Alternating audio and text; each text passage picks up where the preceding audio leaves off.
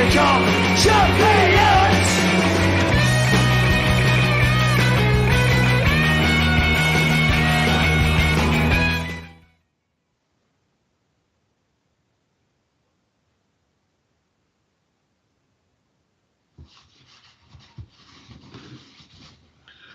Hello and welcome to Celtic Rumours TV, the Bawz and Bovril podcast with your hosts Mark and myself Paul. Our form to the podcast is www.celticrumours.co.uk, where all Celtic supporters discuss all things Celtic. You can also check out all the links to the podcast in the description below. On today's show, we're going to talk about the weekend's game, a 7-0 victory against St Johnstone. We're going to talk about the Desmond interview that was aired in the last couple of days, and we're going to look ahead to the Celtic and Rangers at Hampden on Sunday in the Scottish Cup semi-final. Of course, we'll be looking through the live chat throughout the show, and if there's anything you lads in the live chat wish to discuss, please let us know. Mark and myself will go through it. Firstly, I hand off to Mark for a few shout-outs. Apologies, it's episode 81. Unfortunately, I have no notes tonight because I'm literally just in the door from work, but it's episode 81. Mark? Thanks very much, Paul. That'll have saved a couple of keys this weekend if you've not got any notes done, wouldn't it? Yeah, I think I was running short in a few pages and in the thing, Mark, so I can get a new. It gives me time to get a new one for the weekend. As long as you're putting on the works account, Paul, we don't bother. Just the usual shout-outs to the lads for the forum, like Tim Alloy, Rich and his family. We go on United Island. He said they've kept on the night, Paul, but his laptop's still playing up. The guys in the live chat, Stubbs his horse, Terence as well. He's at work as well, so enjoy your shift, Terence. Brian, I seen you join the forum, mate. Brilliant, well done. I'd like many of the people that listen to the podcast to come out of the forum. Well, I am here every week as well, so hail to the lads that have joined us. Saturday the 9th of April, Celtic 7, St Johnstone 0. Rio Hayate, Jake Marcus, DJ Almeida, Jovanovic, O'Reilly with 2 and Lee Levada. Not only, Mark, was this the scoreline of trashing, but you know I'm a big believer in stats, Mark, and the stats to this game are just astonishing. Off the scale, Paul, wouldn't they? Yeah, no club has achieved this so far in Europe. Some say it was 1,000 passes we had. The one I'm looking at here is saying it's 968. Even if it's 968, Mark, that's an astonishing pass rate. And the pass rate, Mark, was 92% accuracy. That's You're talking about tearing the team, like the scoreline anyway, Mark. You're tearing the team apart. 7-0. That's a trashing. But the 968 passes, Mark, in the game is just out of this world, like. If you look back over the years, Paul, there's a few teams with 7-8 goals against, but I bet the rest of the stats for the game haven't come up to what you're talking about now. Rod Pical, is that a new wee guy here in the live chat there, Paul? Welcome aboard, Rod. Welcome, Rod. You know, like. I mean, I was at you, Paul. I was at Chapel and I only saw the extended highlights in that, but we've been saying it all along as well, Paul. We were due. There's a team due it, Mark. Yeah, definitely was. But I'm gutted that I didn't see the full game. But I mean, what I saw in that, I mean, some of the football we played, Paul, it was unbelievable. It was breathtaking. It really, really was. Like, you come to think of it, Mark. Like, how many times, even under Brendan Rodgers, have we struggled against St Johnstone? St Johnstone have kind of come a bogey team for Celtic lately. Well, we always found them hard to break them down. It's a team that won the 2 cups last season as well, Paul. Yeah. I mean, I know they've been struggling a lot this season, kind of thing in the league, but Callum Davidson does a decent enough job at that kind of level for me, and to beat any teams, it really is. I mean, this is the first time I saw Zander Clark concede 7 goals. And well, not probably will be the first time, like at that kind of level. Maybe years ago when he was younger or that, but you know, like, we seem to be hitting. Like, I know we hit it, Mark, since we came back from January, but the last couple of weeks, Mark, since the derby against the old firm, as we're going to call them now, the old firm, since the derby against Denmark, yeah, like we've literally, Mark, stepped up 2 or 3 gears, Mark, than the rest of the teams there. Like we just seem to be, and a lot of that, Mark, is down to, I think, is one Giacomarcus, because I thought he's really stepped up, Mark, since he came back. But one person in particular, Mark, is Dijon Mida. The way he's just non-stop running, Mark, and he's not giving defences no time on the ball. They're panicking, Mark, with this lad running at them every single game and every minute of the game. Like, I'm the same I've too, said Mark. it as well, Paul. We know Kyogo does the same job, so think of the pressure that these defenders are going to go on. We've got these, like 2 and 3 of these players that are going to hunt their defence down in the park. We're used to seeing that in the midfield, but when you're doing that up front, Paul, that's a big problem for any team that we're playing against. Like, it's like, Mark, like, I was saying, I was away over the weekend, as you know, so I kind of only saw highlights, Mark, but you're looking into the 92nd minute, Mark. We're up 7-0, and he's still chasing down the ball. I know. He just does, and this is the fella, Mark, who pulled out of the Japanese team, who said he needed a rest. He wasn't. You know what I mean? If he's not fully fit, Mark, what's he going to be next season? Do you know what I mean? I think that, see, when you're mentioning fitness as well, Paul, I think that's played a big part in kind of the way we're surging in this late part of the season. Thank God the wee niggly injuries we were picking up in training, and even Angie self said it would take players a bit of time to get used to his kind of training system and methods and that. I think as well we've got that many, we've not, well, Boris obviously injured and things like that, but we've not got that big pile up of injuries and picking up an injury every game and things like that, so the players are becoming more conditioned to playing in Angie's style. And I think, Mark, a lot of that too as well. If you've noticed, since we brought in the fella Mark Anton in the sports science department, we don't seem to be having a lot of these injuries since we got a new head of sports science. No, that'll be helping as well. Yeah, you know, like we've seen it there. Like, I mean, we're bench the last couple of games as well, yeah, Paul. I mean, it really is. Like, that's what I'm saying, Mark. Like, you're not even weakening the team now, Paul, when you're making substitutions. Do you know? They're really no. Like, Mark, looking at Celtic now, the bench is as strong as the starting 11. You know, you'll be comfortable what team Ange it really plays. is. I've said as well, Paul. And for me, Ange isn't playing to like his first 11. He picks for like his kind of squad. He looks at it that way. I don't think Ange's actually got like a chosen first 11. Well, I think he's got a chosen defence kind of thing, but see when it comes to the midfield and the attacking play, I think he was going to just chop and change that between what's in the squad at the time, whatever suits the opponent. Exactly. An interesting one there by Brian. But I was just going to say that, Paul. Mind, it was it an Aberdeen player that brought that up a while back. I've seen brought it up a couple of times. And he said that, he says when you're playing against Celtic, it's just relentless. The boys going out to playing the ball, boys are just getting them it right back and getting it back. You see Joe Hart, Mark. You see Joe Hart. Like, the ball is, by the time the ball is gone out, the ball is actually in Joe Hart's hands straight away. He's just turning and the ball's there. Like, this has to be down to Ange, Mark. This has to be Ange. Get the ball to the team as fast. We don't want to slow down the game. Keep the pressure going. He says you've usually got a wee kind of 5 seconds kind of break while the player's picking the ball up and looking about to see where he's going to take the throw. He says when you're playing against Celtic, just relentless. Every time the ball went out of the park, as soon as you turned round, it was back in play. And not only, Mark, are we scoring goals now, like we've mentioned as well, like we haven't been conceding goals either. You know what I mean? We seem to be, that back four now seems to be solid. Ivanovic, Starfelt, Conn Vickers, Taylor. It seems to be the solid back four. And we talked about Taylor, Mark. I know the solid, the defence really didn't have much to do against St Johnstone, like, but you know, like, the whole team, Mark, has just clicked at the right time, and it's only a joy now to watch Celtic. Like, it's the job he's in, Paul, for hail for Barcelona. Oh, nice, boy.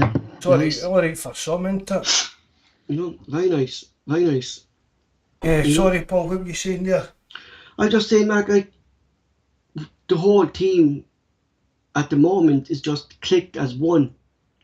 Do you know what I mean? Everyone's on the same board. Like, it just seems to be a happy camp, Mark, don't it? The whole club. Everything just seems to be going the right direction, isn't it? We're playing games, we're winning games, the defence isn't leaking goals.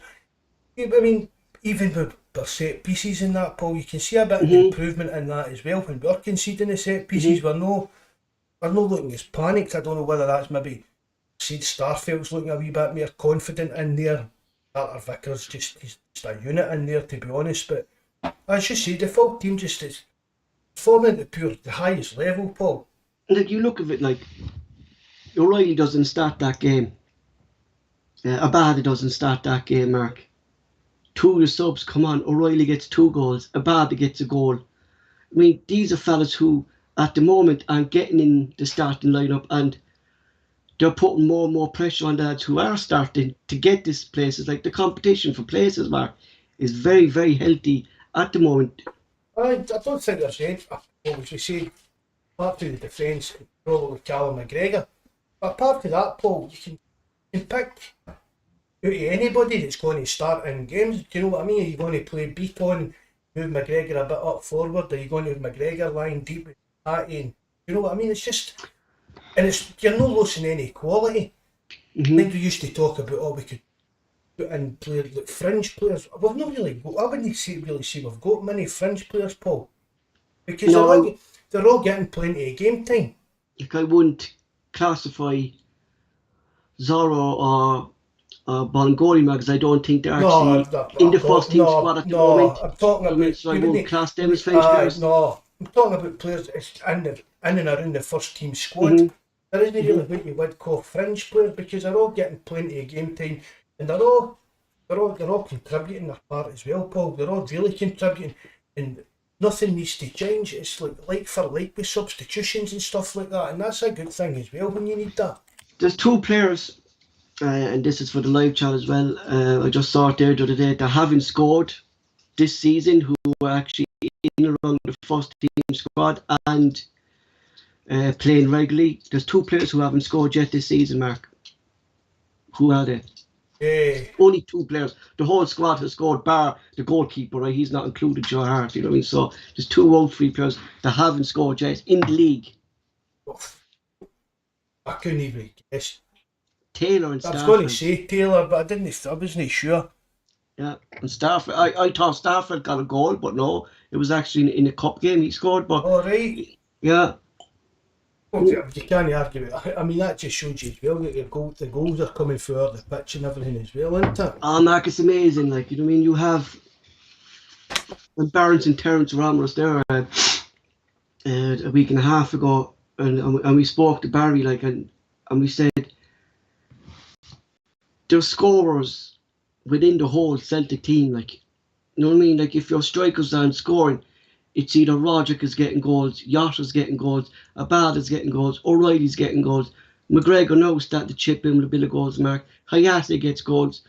I mean, like, there's goals galore within this. And I never, Mark, I've been watching Celtic now, Mark, a long time like yourself, like, and I'd really seen a Celtic team that had so many goals now within the squad. Goal scorer was now, like, you look back to Martin O'Neill's, it was kind of mostly Hart and Sutton, Larson, and maybe Lambert or Petroff might chip in with 1 or 2, or Alan Thompson. But Mark, we have goal scorers everywhere. And I think as well, once it gets more into Lane Angie's rhythm, Paul, I think you'll see like more goals coming through the likes of your centre backs and that at set pieces. You know, like, moving on, Mark, because that game was thing, and it's done and dust. Like, it's another 3 points, Mark. We're keeping the pressure on the Old Firm FC as well. Like, you know, it's a crucial, Mark, that if we're playing first, that we win to keep the pressure on them. That's all we can do. Just keep winning. I mean, keep winning. No matter what they do, Paul, doesn't make any difference to us. And the other talking point this week, Mark, was, of course, it was Dermot Desmond. He spoke in Celtic TV. A lot of people are saying, why did Dermot Desmond come out? He only comes out kind of when things are going good, and he's never to be seen when things are going bad. About last season, he was asked a few things. First thing he was asked, Mark, was there's a lot of surrounding around his shareholders. Would he sell them?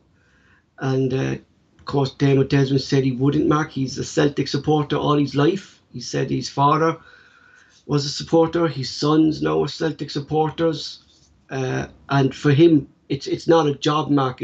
Celtic's a part of his life, and for him to be shareholder is a big thing. It means a lot to him and his It family. means a lot to him, Mark. So a question for you, Mark, and I think we spoke this back about when we did a podcast there last year. We were talking about the different shareholders we have in the club, and would you like a consumption like Man City or something like that come in and buy out Dermot Desmond? Would you like a big investment company come in like that? No, to be honest, Paul, I wouldn't. I mean, because there are a lot of like Celtic fans media, the bigger fans media channels, that they kind of what they call them, like the absentee landlord and stuff like that with Dermot Desmond. But he's done a lot of things wrong, but he's also done a lot of things good, Paul.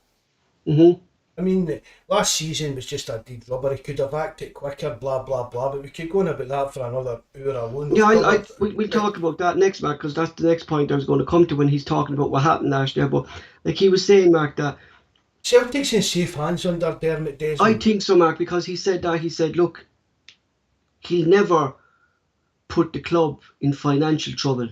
You know, he knows the Celtic budget. He knows how Celtic need to go about their business. You know, he has people trained in-house, Mark, who've been there a long time. You know, he was on about Chris Mackay, Ian Banker's been there a long time, Michael Nicholson now. He's actually been there a long time as well, Mark. So he said he built a boardroom that's strong. A lot of people mightn't agree, and we disagree with the board, Mark, but they have kept Celtic steady, Mark, over the years. Oh, you know, over the years under Dermot Desmond, Paul, it's been a lot more ups than downs. There has been downs, say, last season, but there's been a hell of a lot more ups. And I was thinking, I know, Paul, I don't know if you thought about it, listening to that interview. I think maybe the kind of stuff that went on at Ibrox the other week, kind of maybe Dermot came out and, you know what I mean, after all this sort of old form crap, yeah. The bottle, even down to the bottle throwing that one, the staff members getting hot with a bottle and things like that. Do you think maybe that broke Dermot Desmond out? I think it was, Mark. I think he wants to reassure the fans that we maybe know is, although things have been said in the past and that, we're still continuing to drive ourselves to this Old Firm brand. And I think that's, Mark, what I agree. I think that's why he came out, because it was after that Rangers game. He came out and I think anyway, Mark, and he said himself, our next head shareholder will be his son Ross. Definitely. I didn't know his name. I was going to say when you were talking about it earlier on. I've said it's Ross, isn't it? Is it Ross? He has got a son, Ross. I'm sure he has, but I've said to you before, Paul, that I know for a fact that one of his sons is right, like Celtic daft kind of that way, like your this kind is of Ross. idea. It's Ross. He's turned up at board meetings and stuff in the AGM and that. Yeah, it's Ross, because he said Ross actually goes to all the Celtic home games. I think he's maybe like Dermot Desmond's eyes and ears about the club exactly. Kind of thing, and it's just a case of obviously Dermot's getting a bit on in his years in that. When the time actually comes, that his son will just take over for him, and I'm quite happy with that, Paul. But Mark, why would you want and we spoke about before, if you were saying this Man City group came in and bought Celtic, what a project for them. We're not a club to them. You know what I mean? Man City is their main attraction. Do you know what I mean? All the rest of these clubs, man, for them to have a club in the country. Man City's the jewel in the crown kind of thing.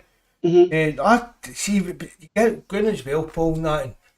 I mean, it's a bit touchy subject, politics, but when you look at what happened to Abramovich at Chelsea. Exactly, Mark. Exactly. Why is Abramovich for Chelsea getting these sanctions put on him when you've got that team that owned Man City, team that just recently bought Newcastle and that? Stuff going on in their kind of backgrounds and that. Stuff going on in Dubai, so that's why, Mark, there was uproar, Mark, that why these fellas will have come in and buy Dubai, and the main reason, Mark, that they were left come in, and I don't want to be quoting this, was because his wife was the main person dealing with that, Mark, so it kind of made them kind of female friendly when it's not actually female friendly in Dubai. Do you get me? Aye, but the kind of what's it they're calling it? Sports washing. That's what they call it. It's like these big evil empires, or whatever you want to call them, are buying sports clubs to try and look white in their image, kind of thing, brighten themselves up. But I wouldn't like to. I mean, I keep saying I'd like Celtic to treat Scottish football, Paul, the way PSG treats the French league, be the big dog in the league, but not at the expense of silver soul to some like Saudi Arabian conglomerate that's just, I mean, you know what Celtic fans kind of unilaterally agree on when it comes to all the kind of human rights stuff, so it would be a bit, I don't think a lot of Celtic fans would be happy if even toyed with the idea of getting in bed with somebody like that, to be honest, Paul. An interesting thing as well, he spoke about the Eddie Howe breakdown, Mark, right? And he said always when they're looking for a manager, they have 5 names within their shortlist, right? They have 5 names within their shortlist, right? And he said Ange was on that shortlist, and it was actually Peter Lawwell who had him on this shortlist. And he said they found out at 2 o'clock on a Thursday, 5:30 or something like that on a Thursday, that Eddie Howe, for personal reasons, didn't want to come, and that was gone. That next morning, he arranged a meeting through his son Ross.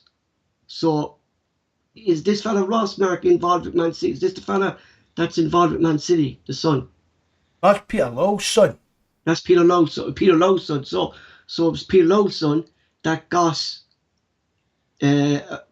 Ange's agent in contact with Dermot Desmond and Peter Lawwell. And that's how that meeting happened. So and yet at the time it was Don Mackay was in the press play. Wasn't it? He was going about how he knew him for his time in Japan and things like that, wasn't it? You know, again, we'll never really know the truth, you know, and maybe be some like kind of politically, maybe. I mean, Dermot didn't mention anything about Mackay, didn't he? No, he didn't. Wasn't any mention of that, which is again, I said on the forum, Paul, it was a bit of a puff piece for the Celtic TV. You know what I mean? Just right, you're going to ask this, you'll ask this, and this is kind of thing.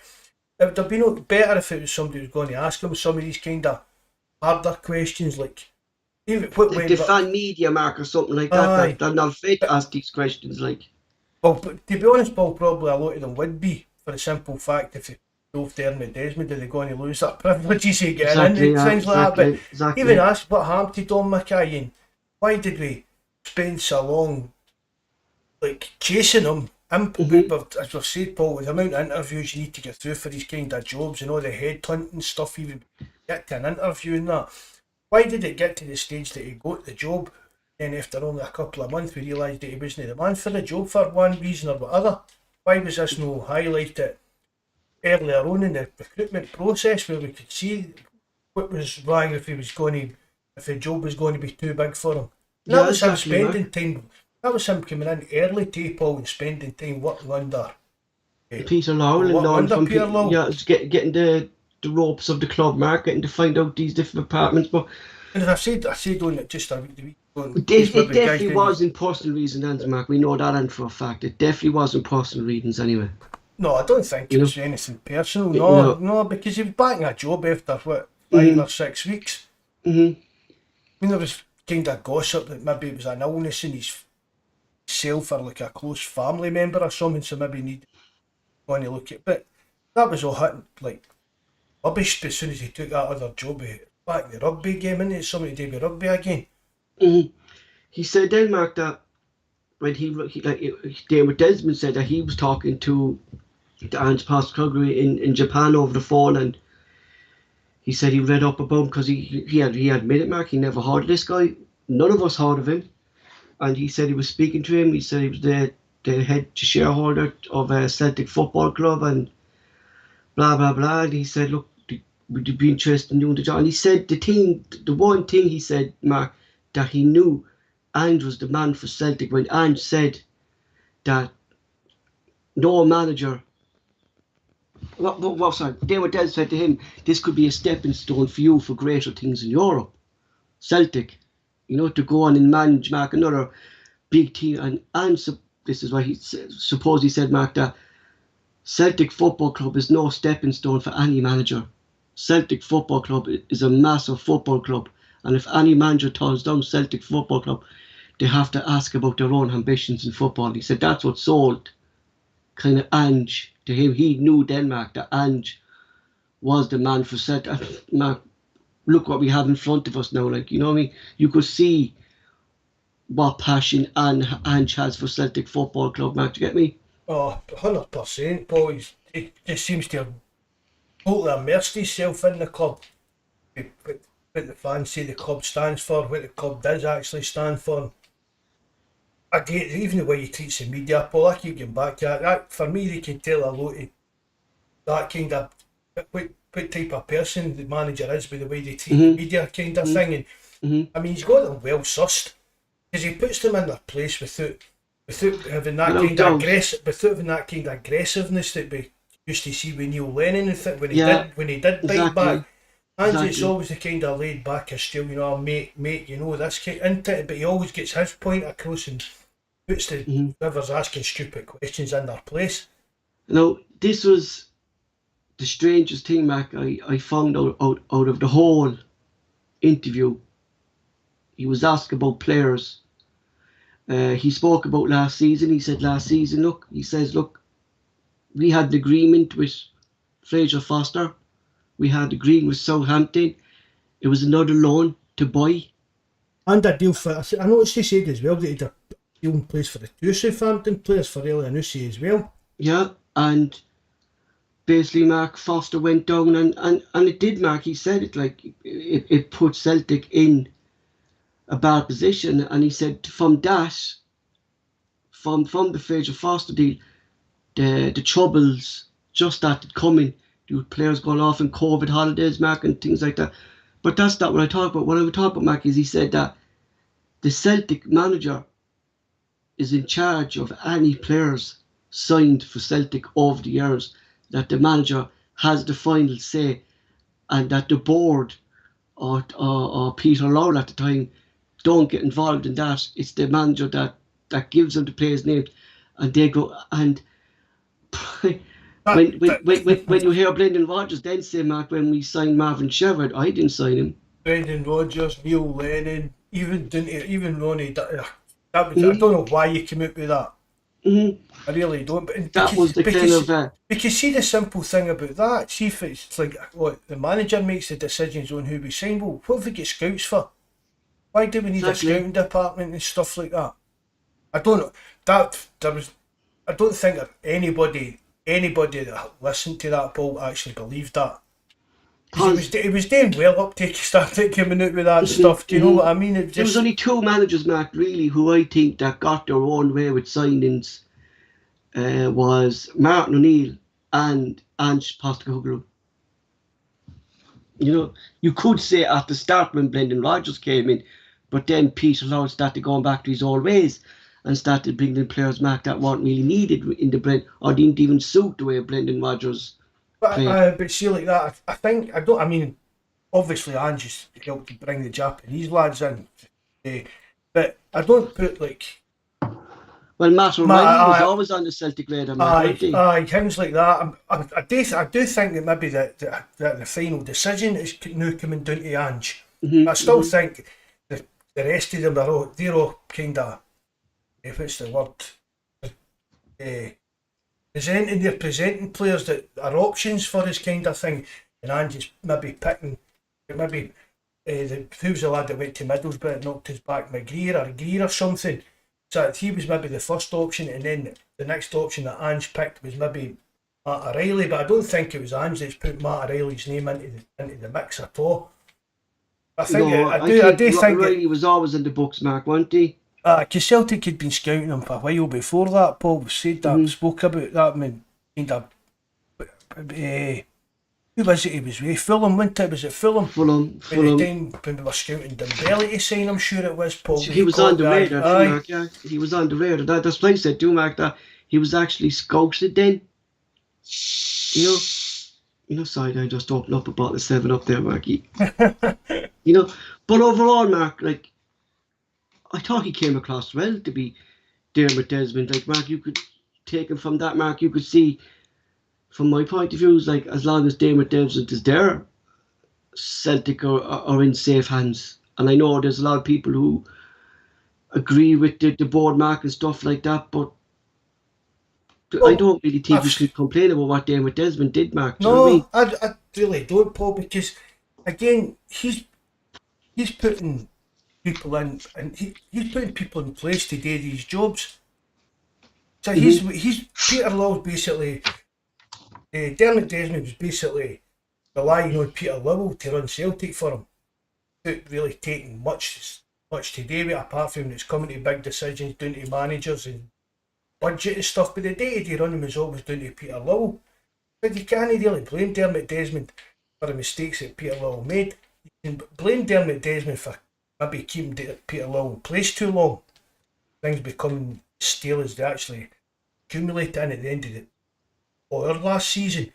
But for me, we could do a lot worse than Dermot Desmond, and we probably could do a lot better. But I think it would be Paul would. I think if Celtic, I don't think Celtic. I think it would get into what you're talking about, and would be these investment companies and hedge funds or whatever it would want to get involved with and stuff like that.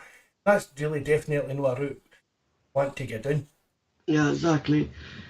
He also, Mark, he touched on Neil Lennon, and look, he said, I know people wanted Neil Lennon to go already, but he said, look, Neil Lennon has won trophies within Celtic through as a player and as a manager, and he felt that Neil Lennon deserved the time, Mark, to stay on, see if he could turn around. But Mark, I think it was clear to everyone that Neil Lennon wasn't going to turn that around, and if not because of their decisions and Neil Lennon decisions, it kind of did damage Neil Lennon at Celtic. You know, because of these decisions that they didn't let him go early, or Neil Lennon himself didn't step away. I think in Paul there was a lot of talk that Lennon was holding out for his payoff and stuff like that, which I suppose a guy is quite entitled to do. But Mark, what would he get though if his payoff, like Nedal would only probably get the year's rolling contract, Mark, you know what I mean? So even if he left earlier, Mark, he could have still got that, I say, could he? Well, if he left, he would have got it. That's probably the minimum he would have got, Paul, but to be honest, there's probably bonuses and all this kind of stuff tied into it, and I don't know even if there would be like a severance package in Topi, like your year's contract or whatever. But that was what people were saying. But I think maybe deep down inside Neil Lennon did think he could turn it around. Yeah, I think so, Mark. Because let's not be. I mean, I'm not saying arrogant. He's confident. He's confident in his own ability. Probably more confident in his own ability than a lot of Celtic fans are after last season. But again, Mark, when we spoke about Neil Lennon, Mark, there not so long ago when he came the manager of this Cyprus side, I forget the name now. Like, we spoke about him, like, and like, you can't really blame just Lennon for last season. Like, there was just so many teams going on between want-to-wear players. I blame Peter Lawwell. That's who I blame. In fact, Dermot Desmond's got to. For me, Dermot Desmond's shoulders made the blame as well than Lennon, because it was Dermot Desmond and Peter Lawwell that appointed him. And it was Dermot Desmond and Peter Lawwell that didn't pull the trigger quick enough. Because Mark, the season was still salvageable. Yeah, because Mark, you look to what we just talked about. He says when they're doing up a manager's job, right? And they've always had 5 candidates on it. Like, there definitely wasn't 5 candidates when Neil Lennon got that job, Mark, because he was given that job in the dressing room. You know what I mean? And the shower. Yeah, so they definitely. Davy Moyes expected a phone call that he'd get the job. Yeah, I remember you saying that to me, right? Yeah, and was it Ed 1, Mark, that was saying he actually thought he had the job? Oh, no, Ed 2 was it said it, Paul. No, but Paul, see that I watched the cup final. And then I went to chapel, and see after the cup final, just after it, I was talking to Ed, and he said, well, that'll be Davy Moyes getting phoned tonight, and that kind of talk. Then I went to chapel, one of the guys I knew came in, just about 10 to 6, and says, oh, see, they've appointed the new boss, and I was like, Davy Moyes, and he was like, no, it's Lennon, and I thought he was kidding me on. Because it was Ed 2 that told me that it was Brendan Rodgers that was getting the job, and Tim Alloy, I went to the bookies and won a fortune off of doing it, do you know what I mean? And And Davy Moyes had been told that the job was his, and it would just be a case of getting the season over and done with, and then he'd win. Jesus, man. I'd have took Davy Moyes. I really Definitely, would have, Mark. but Considering now, like where he has, I know they kind of have to fall off a bit now, like, but West Ham have never been in safe hands like they are now in a long, no, long time. You know. a good manager, Moyes. He really is. He just maybe doesn't get the credit he deserves because The Manchester United job, Mark, was too big for him. He went in there at the wrong time because a any poison manager who, chalice. yeah, exactly, since Ferguson left. Look what he done at Everton. Look what he's doing at West Ham. Yeah, exactly. I mean, don't get us wrong. If it was choice now was between Ange and Davy Moyes, I'm taking Ange all day, every day, no doubt about it. But No at the doubt time, about it. I'd have been happy with Moyes. Because I think as well, Moyes, it would have been really, see, like I talk about, like a well set up teams and well drilled and well organised. That's what we would have been under Moyes. I don't think we would have been a flashy type of team like we were under Ange, but we'd have been a well organised team and definitely wouldn't have went toe to toe with Barcelona and your PSGs and that, Paul. No, David Moyes was manager. Definitely. Overall, Mark, like, what did you think of it? I know you said, look, it was done on Celtic TV, and a lot of the questions were structured, like, you know what I mean? There was nothing there, like, to kind of put him on the spot, like, but, you know what I mean? He came across from the club, Mark. You could see, like, Well, you can see JFP, Mark says. You can see he's honest about it, Paul, and you can tell that he has got a passion for the club. It'd be good to see, Mark, what JP says actually about this interview, because, like, you could still see, Mark, that his voice is still there for the club, that he still wants the club to win. Do you know what I mean? And I think more so now, because this year, considering what we're seeing across the road by Old Firm FC and their carry on lately, Mark, that Ange wants to step away from all this old form, and I saw Dermot Desmond wants to step away from this crap, like. I think that's one of the reasons, Paul, that he gave that interview after Rubino. Because why else do it then? Why no wait till maybe the league tied up? I mean, because let's face it, Paul, because we technically we could still lose the league. And then think of the egg on Dermot's face after that interview, if we did go into lose the league kind of thing. So I think there was a bit of an ulterior motive there, and I think it's come down to the way that Rangers have approached this the tournament in Australia, between them, the way they've approached that and the way that they've approached the last Derby game. I think that's brought Dermot Desmond out and said we need to kind of answer this without directly addressing it, kind of thing. And that's my thinking on it, Paul. I think it's something to do with all that carry on with the Australian thing and that. He came out and gave this interview. And why did Dermot Desmond do it and no Nicholson? Exactly, Mark. We still haven't heard Nicholson actually say anything. He's like a quiet assassin there in the background or something like that, isn't he? Like Sheldon out the Big Bang Theory, isn't it? That's what he's like. You know, but he actually mentioned him, Mark, and he said that he's a young man with young ideas, Mark, and he said it's something that Celtic needed to freshen up the board. You know, so maybe that's one of the things that we did. Because it was needed, Paul, a wee bit. And I think I've said it before, Paul. Imagine you sitting at a Celtic board meeting, right? You're sitting there and being bankers there and these other faceless guys that we don't know and stuff like that. And Peter Lawwell walks in that room, and right away Peter Lawwell's the most important man in that room. And what he says goes, unless Dermot Desmond's here, obviously. But at a normal board meeting, I don't even think Dermot Desmond. He's not actually on that board, does he? No. You know, he's on like higher up board, the PLC board or whatever it is. But Peter Lawwell walks into a room, and Peter Lawwell is the main man in that room, and that's the way he protects himself alone. So maybe Nicholson just maybe felt a wee bit overpowered by Lawwell's kind of presence here. And once Lawwell's been out the picture, Nicholson's proved that he's got ideas that impresses Dermot Desmond, and watched and learned how these board meetings have went and what everybody getting all the best bits. I mean, again, you've got to give Nicholson his due, Paul, because he's been in charge of the club. Mackay just left abruptly, so he kind of not only Mark was the first team in shambles, Mark. Aye, behind he the had no scenes, CEO, exactly, like, Paul. I mean, People forget that. People really seem to forget that. So that's just been flung into the guy's lap, and he's obviously shown enough to Dermot Desmond to get the job full time. You know, because I remember, Mark, when he got the job, and Andrew was saying that he had a lot of dealings with Nicholson already in signing players and dealing with Nicholson, like, so, like, he's been no stranger to Ange either, Mark. Do you know what I mean? So, like, Ange clearly, Mark, rates him, like, and there seems to be something, Mark, that I haven't seen at Celtic for a long time, Mark, is a relationship between the manager and the board. That two of them are on point together, like, they're listening to Ange for his football ideas, and Ange, Denmark, is letting them.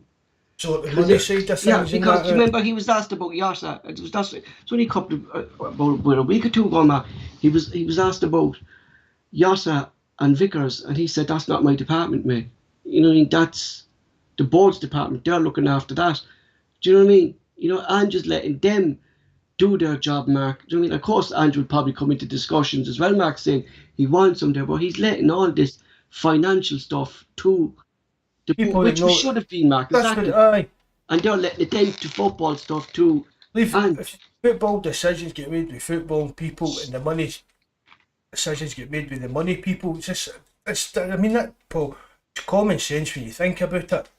I still think, though, Mark. As I've said as well, Paul, we used to, when we were on here every week talking about Peter Lowell this, Peter Lowell that, I used to say to myself, it would be great to have a CEO that we weren't talking about all the time. And there's we really, that'd be really having new we're moaning because we're not hearing from him, do you know what I mean? Yeah. But maybe, Mark, like you're saying there, like that Nicholson has kind of probably seen the way Peter Lowell did stuff, and when Peter Lowell came out there and said stuff, Mark, it was either a hit or it was a miss with the Celtic supporters. So maybe, Mark, he's saying, well, maybe Nixon said, well, I'm not going to come out and say anything. I don't have to be coming out saying anything. I do my job is to sit at the board and make sure the club's in safe hands. I don't have to be the spotlight of Celtic Football Club like Peter Lowell did, Mark. Do you get me?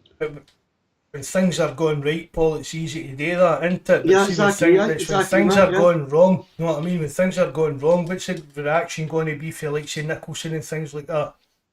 You know, but even though, Mark, when things are flying, like, Mark, if Peter Lowell would have been out in the media, Mark. Definitely. Peter Lowell would have been out in the media, kind of taking a wee bit of the glory for everything. Yeah, exactly. Like that's what I'm saying. Like Nicholson, Mark, kind of. He just looks to me, Mark, as that type of person. Anyway, Mark, that doesn't want to be in the limelight. Or doesn't want to be in front of the cameras. He looks like I mean, no offence to the guy, but I mean, he looks like a wee kind of. Are you allowed to call people nerds on it? Do you know what it does? He looks like that kind of wee nerdy kind of guy that would be an accountant or a lawyer or something like that and be good at his job, but nobody would actually take any notice of him. Yeah, I still think, though, Mark, there still needs to be changes at the club, like, because I still think Bankier is going to retire soon. Maybe it could be next year, Mark, or the year after, but I don't think there's kind of much left in Bankier. Chris Mackay, I think, will slot into him. I think he's the next lad that will go in there, because Dermot Desmond actually praised him, Mark, during this interview. Kept going on about him, saying that they're with the club a long time, they know the club inside out. So I don't think, Mark, looking at what we saw with Dominic Mackay, I don't think there'll be many people coming in from the outside joining the Celtic board for another while anyway, because of the risk that we took with Dominic Mackay. I think everything will be promoted now within house. I was thinking maybe Dermot Desmond's son could become the chairman, Paul. I definitely think they have Ross, but Mark, isn't he kind of always kind of been there anyway? Aye, but he's only kind of acting as I don't think he's officially a board member, is he? Like, Paul? I mean, no, he's. I think he's only there as a mediocre fella just for Dermot, like representing Dermot Desmond, Mark, in shareholder meetings. Like, but he was at the AGM, Mark, when Dermot Desmond. He seems to always, whenever Dermot Desmond, when Celtic fans are expecting Dermot Desmond to turn up, it's his son that's turning up.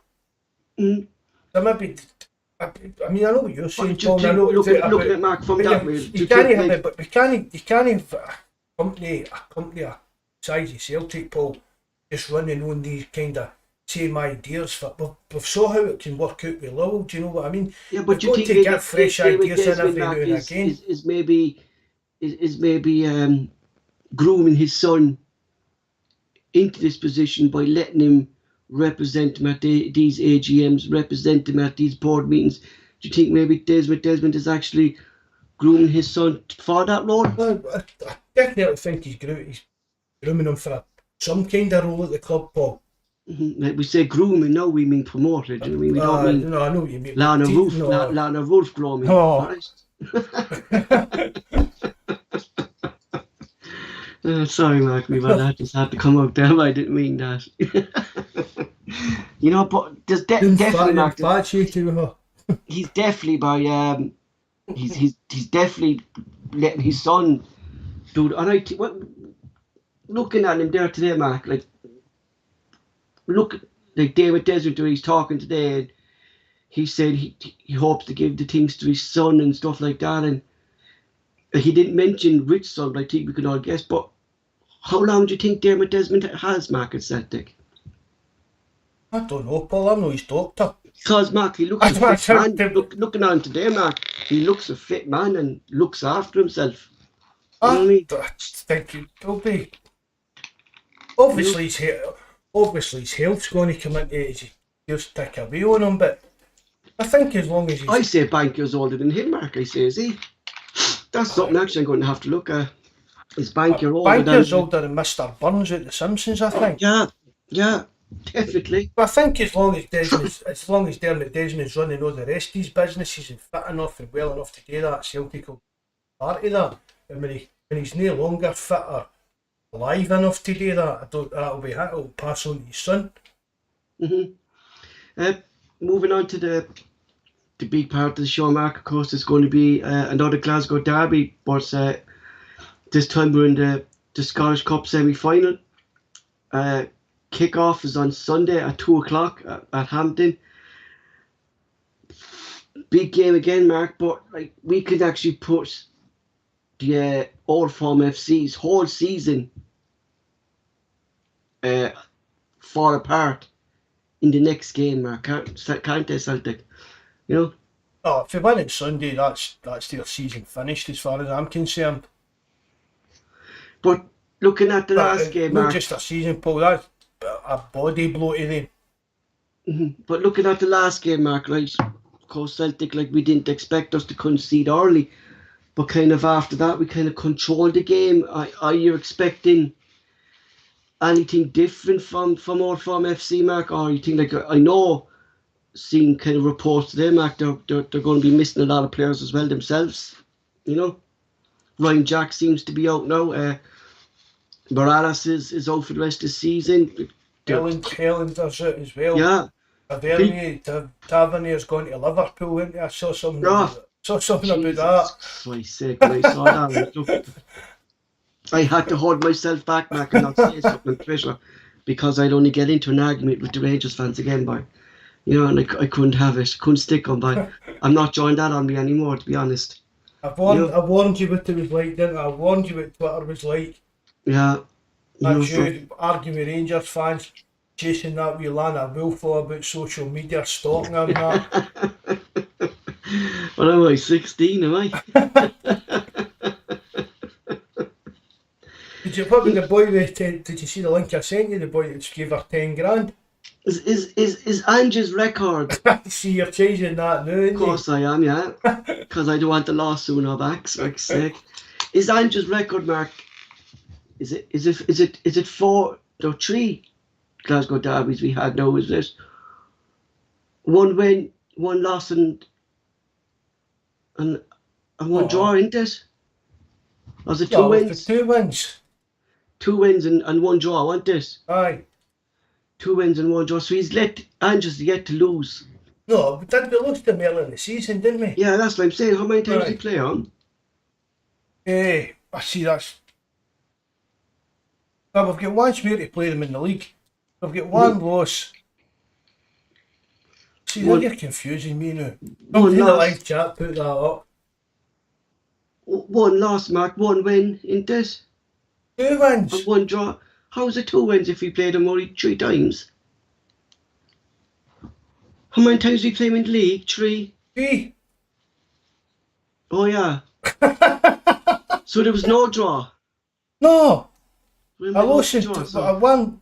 They beat us at Ibrox and we beat Oh, them yes. twice. 3-0 in January. And then we beat. Yeah, I get you. Right, yeah. I was going back to. I thought I was on his goal there still, but it's like it. You know, but I don't know, Mark. You're always nervous before a derby. You know what I mean? You're always kind of nervous before. Like Terence, as I said, I'd no notes prepared tonight. I thought Mark I'd be all over the place, and look what happens when Paul doesn't prepare his notes. Huh? That's what happens, Marky boy. I forget things. You know. I'm quite confident for Sunday, Paul. Again, really, I don't. It's at Hampden, big wide park. That suits us as well. Did you know something? I read today.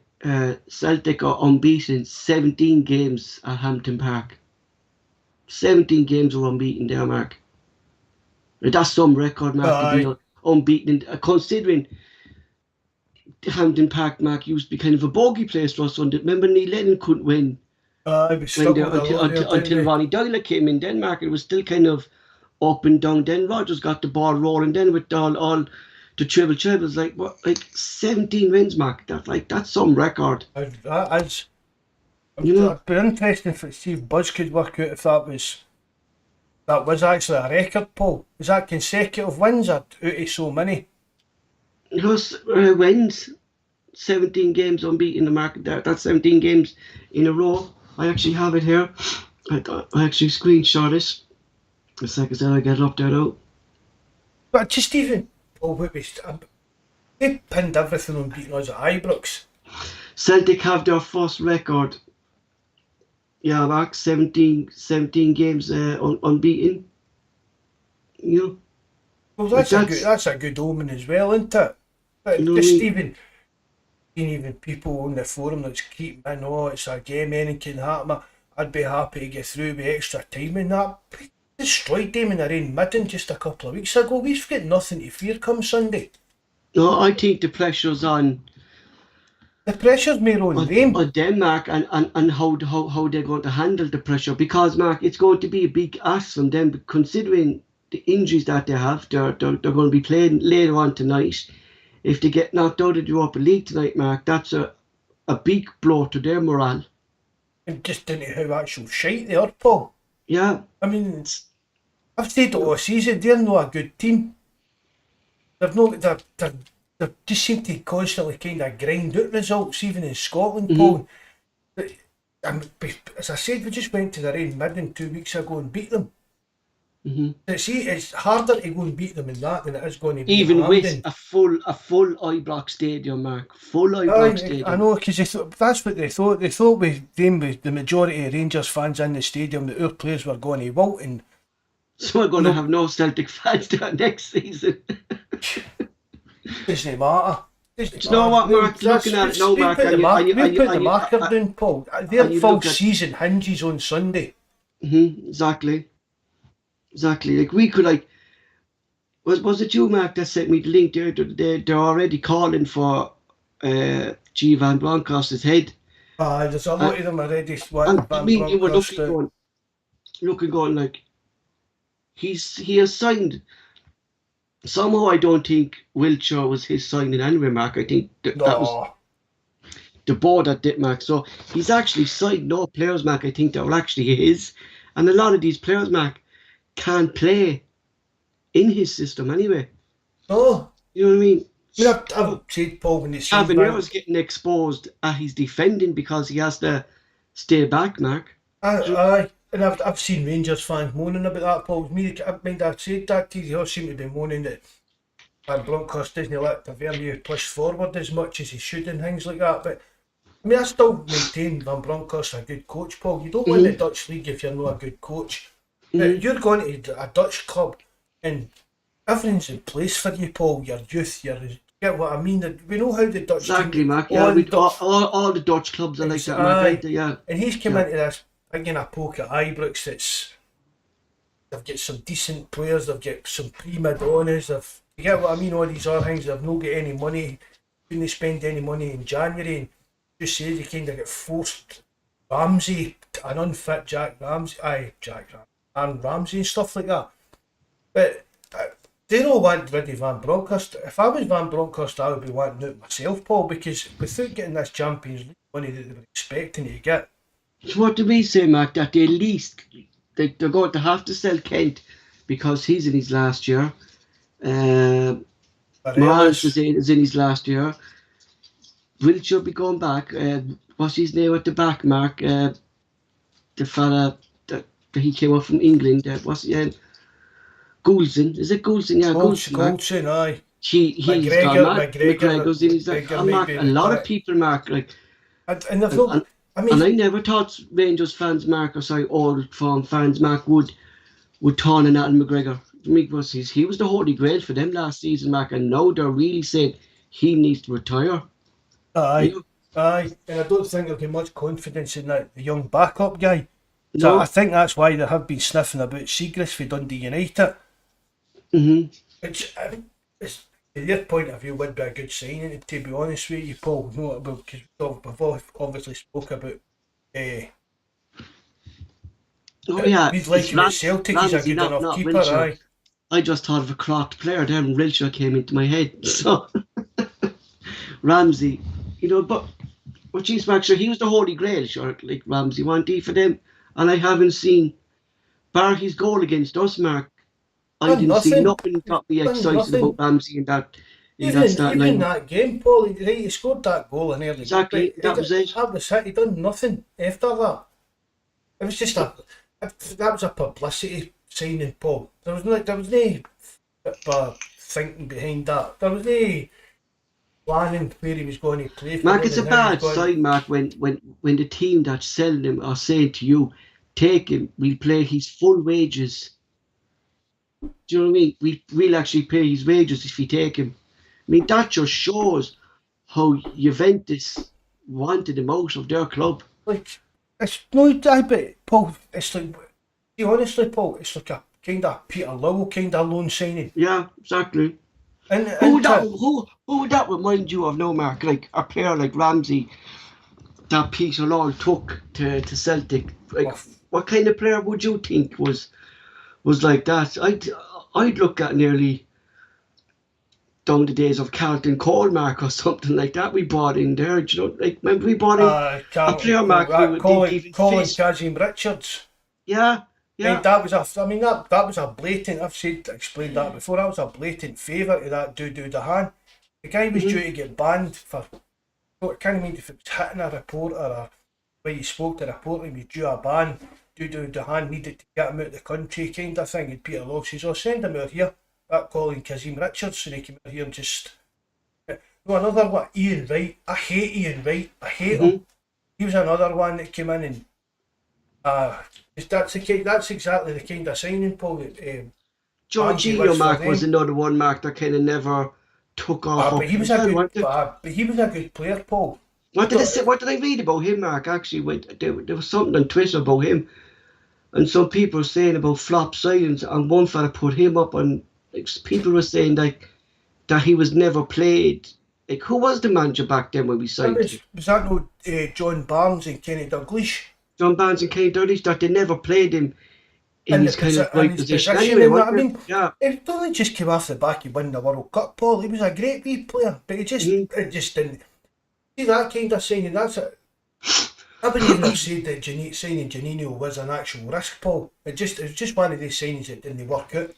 I remember I was actually over in Spain. I was after finishing my leaving cert, and I was over in Spain watching his game inside the Celtic pub, Mark, in Santa Ponsa. Well, I am saying that it was Martin O'Neill that signed Janino. Was it Martin O'Neill's time? Was it? I think it was down around the end of his Martin O'Neill's kind of last season, I think, Mark, as well. Yeah, I think it was. Yeah, turned Surrey get man of the match his first derby game. My mistake. That was it. The first game I saw. But like two players there now we've mentioned there, Mark Carlton Cole and Cameron Richards fella. Like, and there was Dermot Desmond saying in his interview that every manager has the saying, and two players that were signed under Peter Lord who couldn't play in Ronnie Dyla's how Ronnie Doyle played back because two of them weren't even fit. Like, no wonder Ronnie Doyle, Mark, wasn't given a fair share at Celtic, or because he wasn't given the resources that what Ange's been given now. No, you know? No, definitely. See, probably Paul as well. See if still, I don't think Ronnie Dyler could have done the job that Ange's done. Comes to the kind of recruitment side. It sees the coaching that the team, Paul. I still maintain Ronnie. I mean, he's still working for the City group, so he must have something about him as well, Paul. Exactly. Exactly, man. See, I keep Brian's on earlier.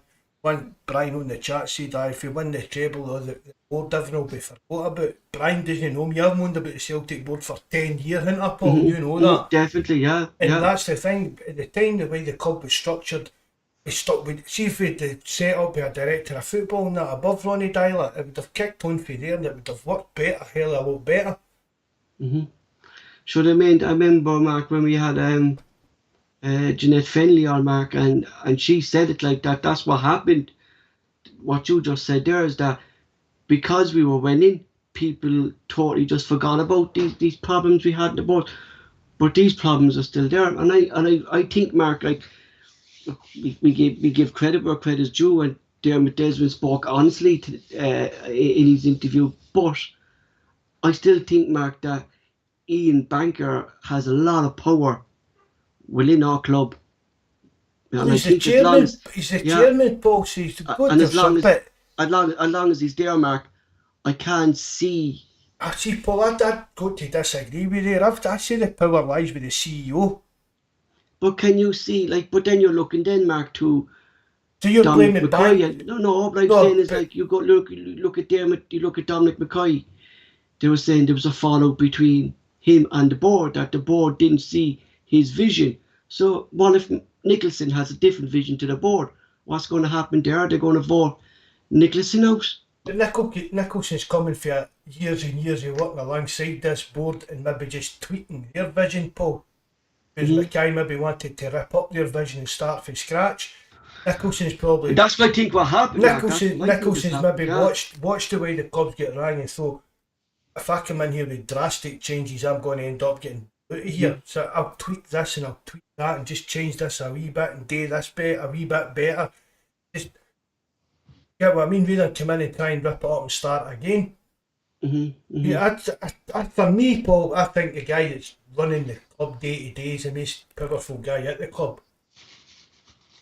Nicholson? To me, Paul, even Nicholson's got the ear of the board. Has Ange got the ear of the board? Ange isn't at board meetings. Oh, he is, yeah. You know what I mean? Ange doesn't get and sit when they're in board meetings, so Nicholson's there, kind of thing. If someone's see if I've not seen the fans of that would accept it, but in any company, Paul, you'll know is you're working Terence and that. I don't know if the other guys in the chat, but it's the guy that's immediately above you, Paul, that holds the power over you. Oh, without doubt, Nicholson's the guy immediately above Ange. You get what I mean? If things go wrong there, who do you think's going to win? I've seen it with Peter Lowell. Many managers to default with and we lost to Peter Lowell. When push comes to shove, I think it's the CEO's kind of. I'm not saying you could just walk in tomorrow and say, right, I want him sacked. You'd have to obviously kind of explain yourself to the board and that. It's a vote, no, Mark. Aye.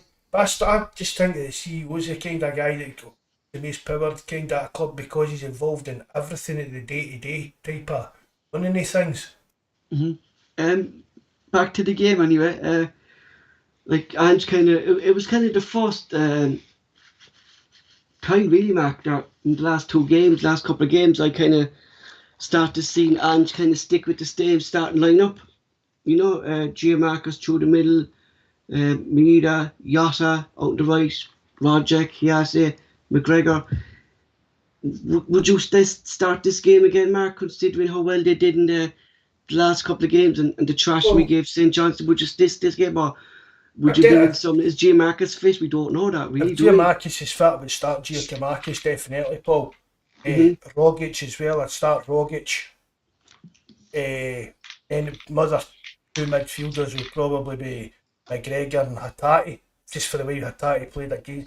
I think Hatate had been looking a wee bit lethargic in that, Paul, but I think what I seen against him, seen it of him against St Johnstone, I thought he looked really sharp and fit. I think it's good too, Mark, to have.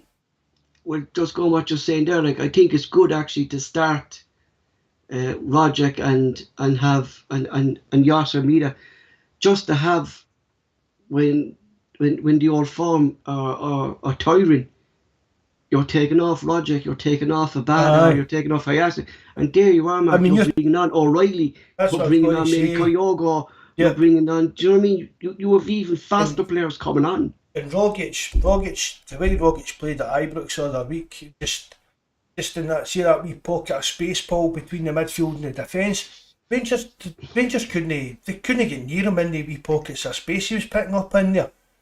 See that, honestly, I'd go as far to say, Paul, see that 45 minutes, the first half of that last derby game with Rogic, that for me, that's the best 45 minutes I've ever seen Rogic playing a Celtic shirt. Definitely.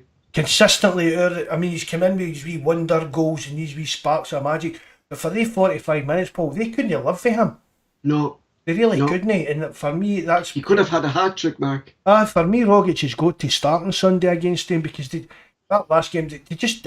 Whether that's down to the work the other players are doing to pull their defence and give them that kind of space, I don't know, Paul, you'll know better about that kind of stuff, but for me, just in that wee... That where like your number 10 free roll kind of guy plays, they could not get near him that day. When you look at it there, right, just go by what you're saying, right? You have Rogic there, Mark, who, and we've always said it, Mark, is the best passer of the ball that can pick out these little gaps in defences. And if you have Maida or Yas or G Marcus who won't stop, like, and they'll keep moving, because you see how confused they were, Mark, against us in the first half when Yasa and Maida kept switching. They have scored. Did they? Aye. Oh, for fuck's sake.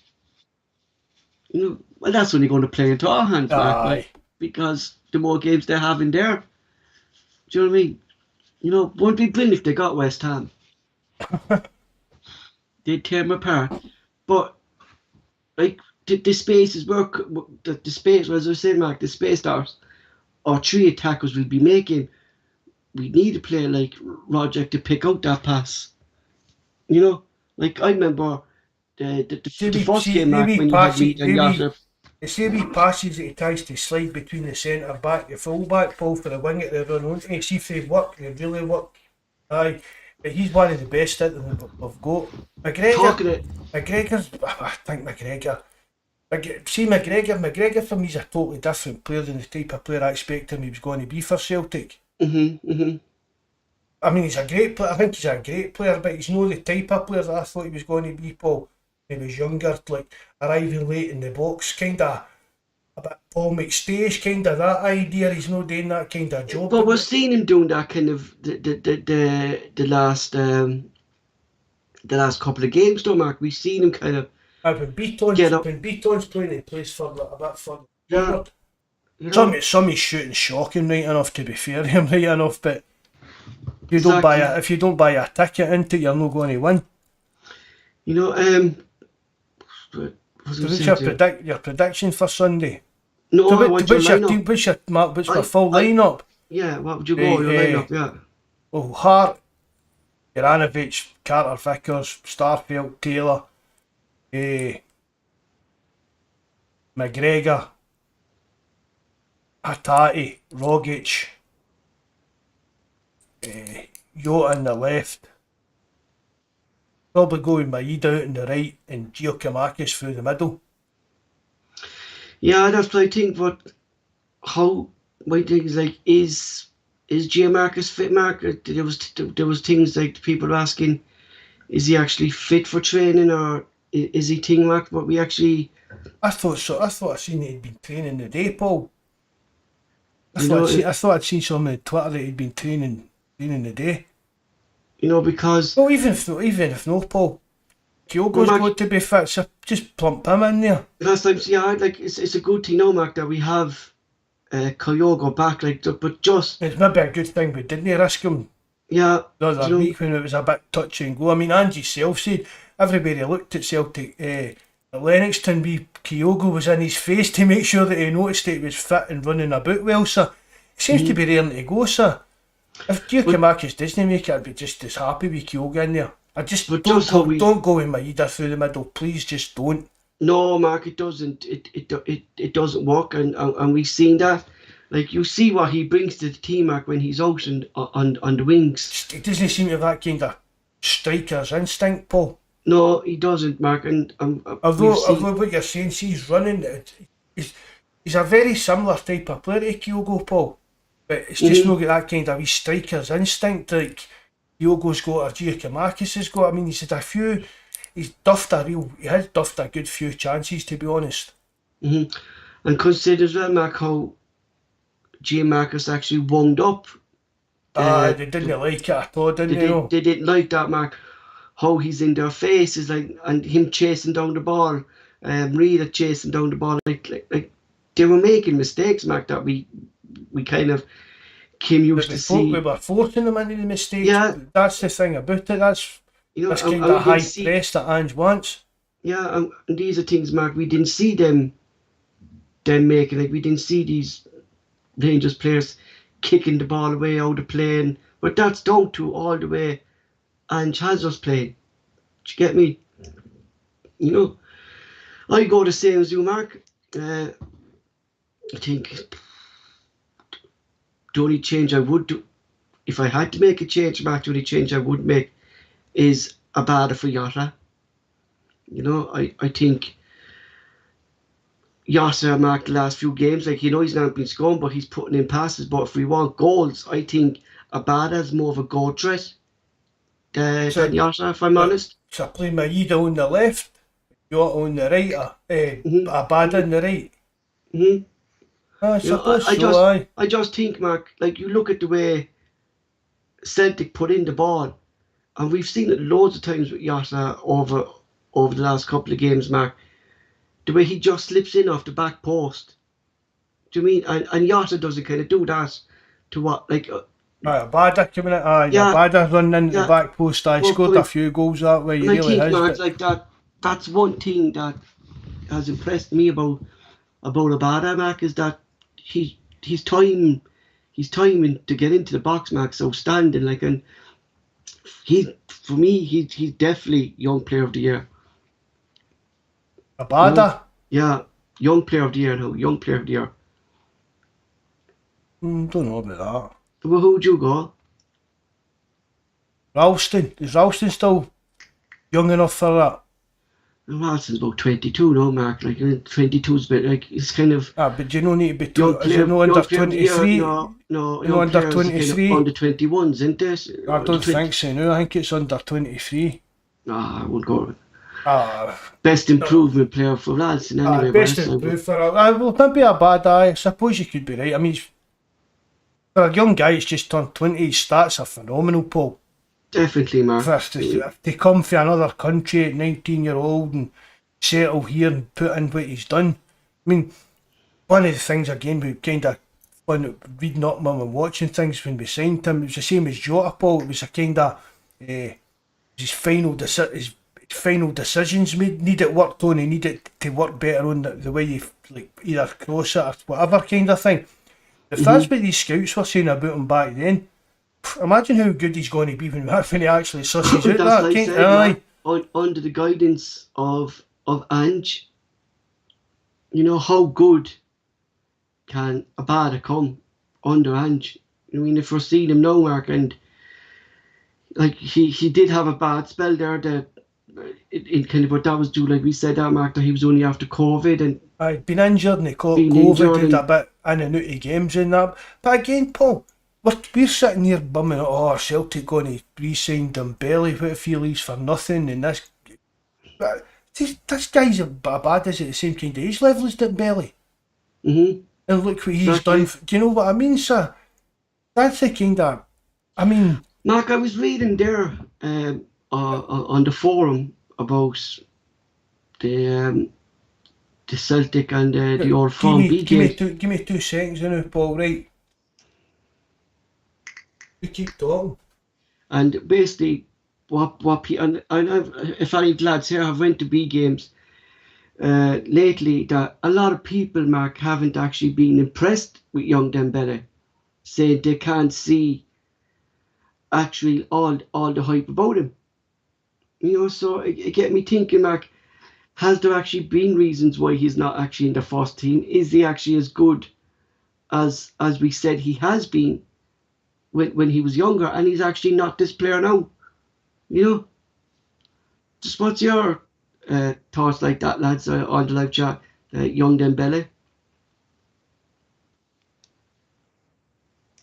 You there, Mark? Aye, hello. Sorry, Paul. Jackson went out to go and get a drink here, bud.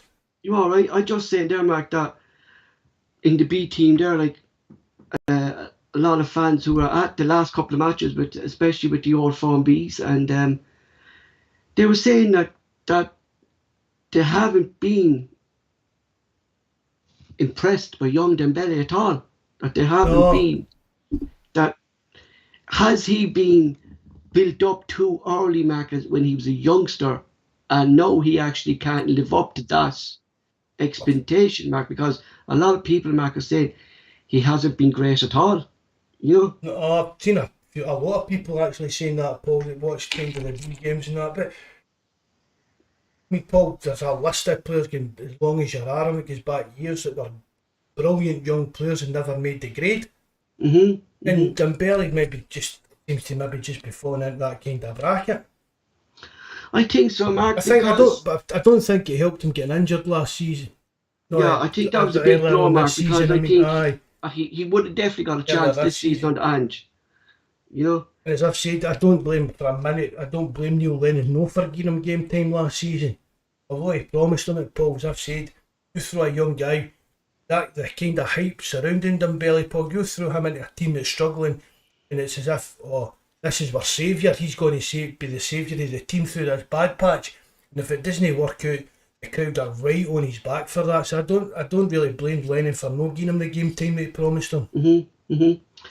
Nothing to do with Celtic, Mark, but this is something that I came across actually in the last 10 minutes when I was talking on the podcast. It seems like Sky Sports are up to their old tricks again there with Celtic. Their show is supposed to be showed 17 games are left to Mark in the Sky Sports and Scottish Premiership deal. There's 17 games left to show, and Sky Sports are only going to be showing 12 of them from now until the end of the season. So there's 5 games, Mark, that they're not going to be showing. There's 2 games down the relegation battle for St Johnstone that they're not showing. I thought every Celtic game, if you knew at the end of the every season, Celtic game is on, yeah. Every Celtic game is on, yeah.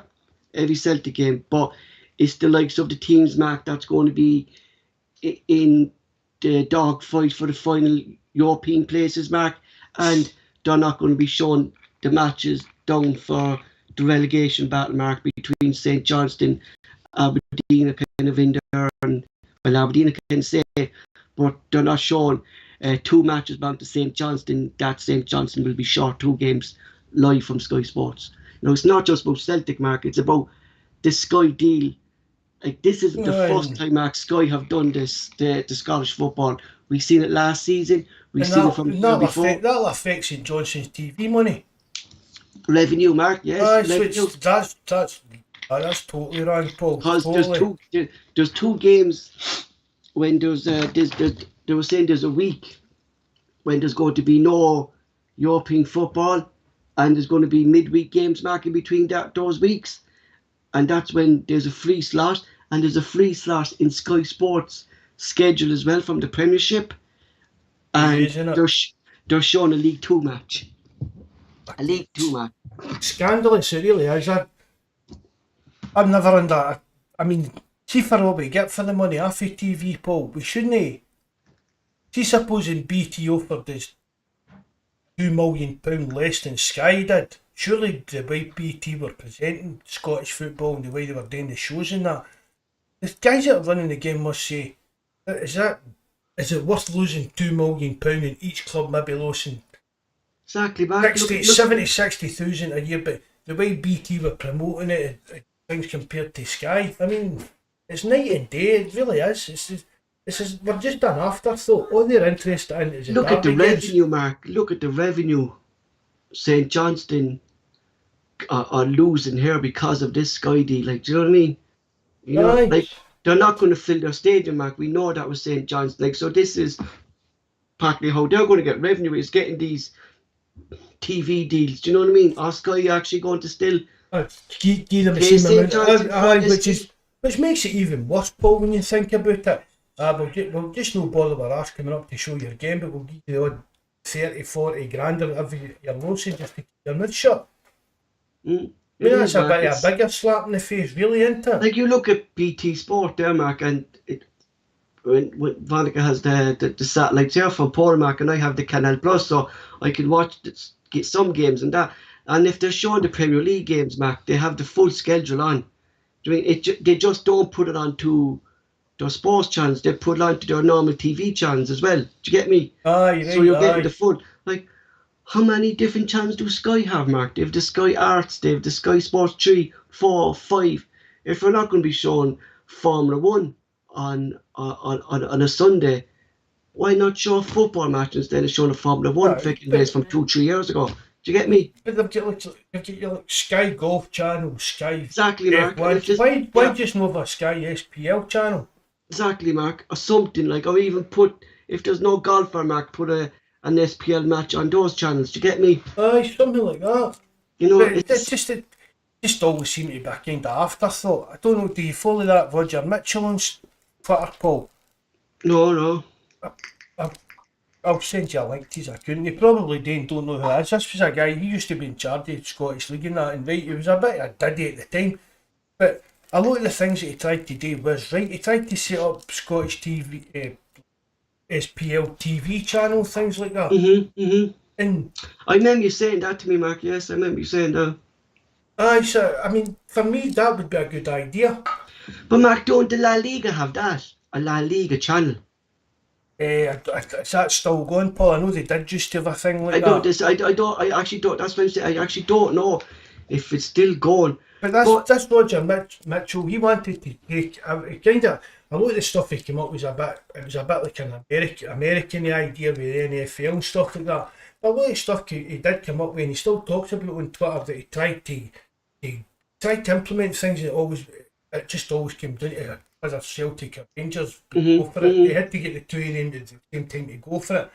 And it was always David Murray always felt that Rangers. Oh yes, I do. I remember this fella back. Was this the fella back that there was rumours then that he was interested in buying Celtic there not so long ago? He was meant to maybe get involved with it. Aye, well, it's him. Aye. I mean, as I said, he did talk, used to be a bit of a jokey figure, but a lot of what he was trying to do, Paul, if it had been through at the time, Scottish football would have been a lot better place than it is now.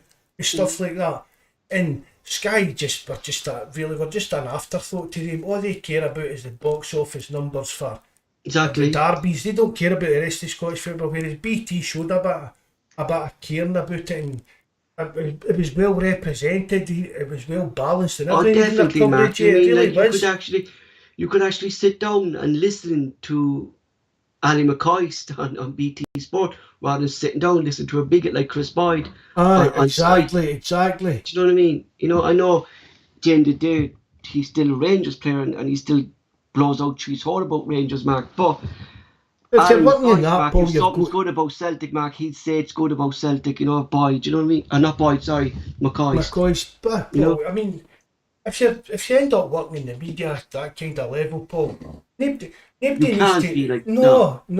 needs to tell anybody that Al McCoy's a Rangers supporter and Rangers You even see Gary Neville, Mark, coming up criticising Manchester United. You even see Jamie Carragher criticising Liverpool. Do you know what I mean? You know, are they taught, Mark? Are they taught by Sky something up because Andy Walker. I read Andy Walker's another one. Charlie Nicholas. no, well, I read interesting.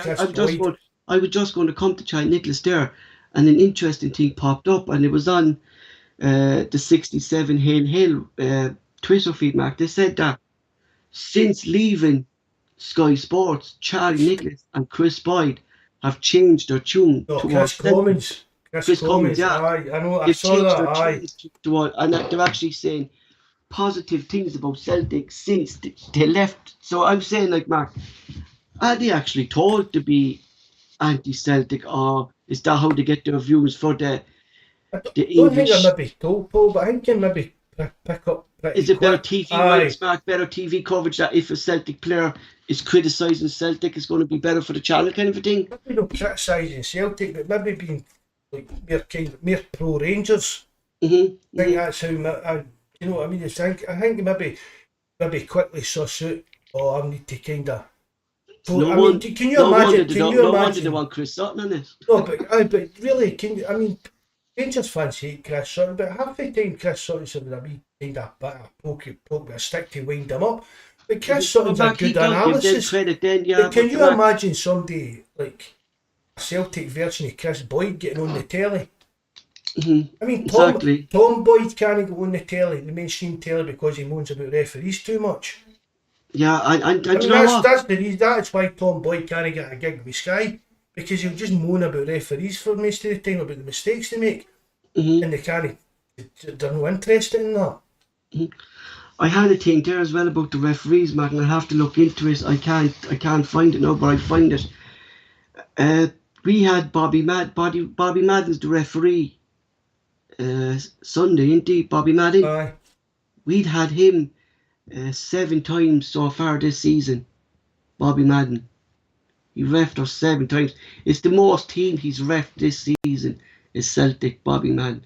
And I was looking like, and I can't see, Mark, nowhere where one referee has refed one club so often in any league, Mark. Do you know what I mean? You know, we only had beaten twice, would you believe? Is it? And there were 2 Rangers matches. We had this fella Welch 3 times, and again, Mark, they were all not Rangers, we call them the Old Firm. They were all the Old Firm FC matches. So, Mark, there's just this group are only left referee. But it really is only a certain few they're going to get to, isn't it? Yeah. And to be fair, I thought Willie Cullum had a good game, Mark, in the last game. I thought so as well. You know, there was a couple of wee niggly things you could moan about, but you could get at any game with referees, Paul. But overall, I thought he had a good game. Because that's my only fear for Sunday now, Mark, is their antics again in and around the box. But in the last couple of derbies, Mark, you haven't left them getting out of the box. Like, they get their free kicks. Like, so I think that's what we need to do, and we need to cut out these silly free kicks that we gave them in the last game. And keep in and around our box again. Keep all the wee passes at the back and that a bit wee crisper and sharper, Paul. I think there was a few more minutes Joe Hart. There's a few things now, Mark. Yeah, that's one thing that but Mark, it's directed from Ange. You know, it doesn't matter, Mark. He said it. If they make a mistake playing the way he makes, Mark, that's down to him. That's the way he wants. But I'm a firm believer, Mark, that if you're in trouble, kick the ball away. Sometimes it's best just to put your foot through it, Paul, and get it out the road. And see, be honest, I know it probably wouldn't work that way. I'd even have that argument back to Ange. If I was playing for Ange and there was a time I kind of had a wee belt, just belted the ball at the back a few times. Mark, we saw it a few times this season anyway. When like in the early days of when Joe Hart came in, Mark, when the first couple of months he was there at Celtic, we've seen Joe Hart not put us under this pressure. We've seen him kick the ball out on his own decisions, Mark. But now he's inclined to do that, and we do play ourselves into trouble. Like, and we will concede a goal by it, Mark. And, definitely we will concede it. I just hope it's not on Sunday. Yeah, exactly. Like, but, you can see it is going to happen. Because the more and more now, Mark, I see it, and the more I've seen a lot of teams do it, is that when it's on goal kick, Mark, or free kick, and Joe has taken it, their attackers are practically up up in our box anyway. So I know. there's very little space for us to play the ball out. It's, even the goal kicks and they're just passing it about the defence for a goal kick and that, it's just crazy as well, man. It really is, man, Mark. You're really playing a dangerous game, like, and these is how. Because as soon as the ball enters play, Paul, they're allowed to press you. So as you say, they're pressing you in your own box. You're expecting. I mean, you go back in the day, can you imagine some of the defenders we've had even at Celtic the years not being able to play that way, Paul? Exactly, Mark. Yeah, I wouldn't buy. I wasn't that type of keeper, Mark. Why? Like, Anton Rogan or somebody like that trying to play that kind of game. It really has changed. Like, I mean, the role of a keeper now, Mark, is you're basically have to be a footballer. It's a sweeper keeper, isn't it? That's what they call it. You know, and I'll tell you as well, there will be, maybe not be this season now, but I've said that a few times, and even my wife's noticed it as well. I'm just waiting when Hearts caught outside these box and getting long chipped. Definitely. A lot of the time Hart is sitting there like nearly in the centre circle, so. He is, Mark. He's that. But it doesn't take a great player to do it, Paul, really. It just takes a lucky player to do it, really. We do play, Mark, very, very high line. But what I noticed is that Starfelt seems to be quicker than any centre-back that we've had. You know? And Ivanovic is always there to cover, Mark, so we'll see. Like, but I feel like with a really good winger of that, Paul, they could cross. Yeah, exactly. I'm not saying it's going to really happen in Scotland. I'm talking about different class of winger. There's actually, Mark, I saw it down in England, and a lot of England fans are actually calling for Joe Hart to be called up to the English team again. Because of his form. That's just Celtic fans. No, it's actually England. It was on the. There's another podcast. It's a Manchester United podcast. It's called United Stand, and it was in around the time of the international break there, Mark. And when Pickford was in goal, people were saying, "How in the name of God is actually Pickford in goal?" Pickford's not a great keeper either. No, look at the amount of goals, Mark. He's conceding for everything. Week in and week out, he's conceding goals. And one fella came up in the live chat. He said, "We can't go far wrong in calling up Joe Hart," and every person agreed with him. I won't be surprised, Mark, if Joe Hart is called up. I mean, because if you look at the keepers there and you're looking on form, Joe Hart is about the best of the English keepers out there at the moment. Paul, still the Scottish League bought into it. I mean, that's the way the English look at things. Exactly. But even Gareth Southgate and that they'll still look at that. He's playing well. Yeah, but you look at no, Mark. Still right? on So Scotland. That's if Everton do get relegated, right? Okay, all right, and if Everton refused to sell Pickford, now he's been Gareth Southgate's goalkeeper since Gareth Southgate became England manager. Do you think Southgate will continue with Pickford in the Championship, or will he move to a different keeper within the Premier League, like of Ramsey, the young Nick Pope for Burnley, or Dean Henderson? I wouldn't see him go for Pickford, Mark, if he's down that Championship. I don't think he would. No, there's a lot of good players down that Championship that are deserving of it. He would probably still pick him in the squad, Paul. He would probably still pick him in the squad, but I don't know if he would pick him as number one. Because that's the problem with England, Mark. They don't see outside the Premier League for their group of players. No, that's why I'm saying I can't see Joe Hart getting in there. Yeah, exactly. Just the usual looking down their nose at Scottish football kind of thing. Or Joe Hart, he was finished down here and look, he's up there. Mark, you're looking about, like, what we were on about Crystal Palace there the other day, like, and the amount of money, Mark, they pay for Edward, Mark, and he can't even get in their starting lineup. And that was definitely, looking at that now, Mark, that was his agent wanting money out of Edward. That was a bad move for him, Mark. That was Vieira. It was Vieira that wanted Edward. Yeah, how bad he's actually doing that. He's changed the way they play as well. A lot of the times he's playing with a false nine in that I was reading, Paul. So yeah, Edward is actually out there. We actually saw, Mark, here in Scotland, that Edward actually can't play on the wings. He's not that type of player. He likes to be down the centre with the ball coming to him, not to be kind of turning his back. I mean, what's happening with Dembele as well?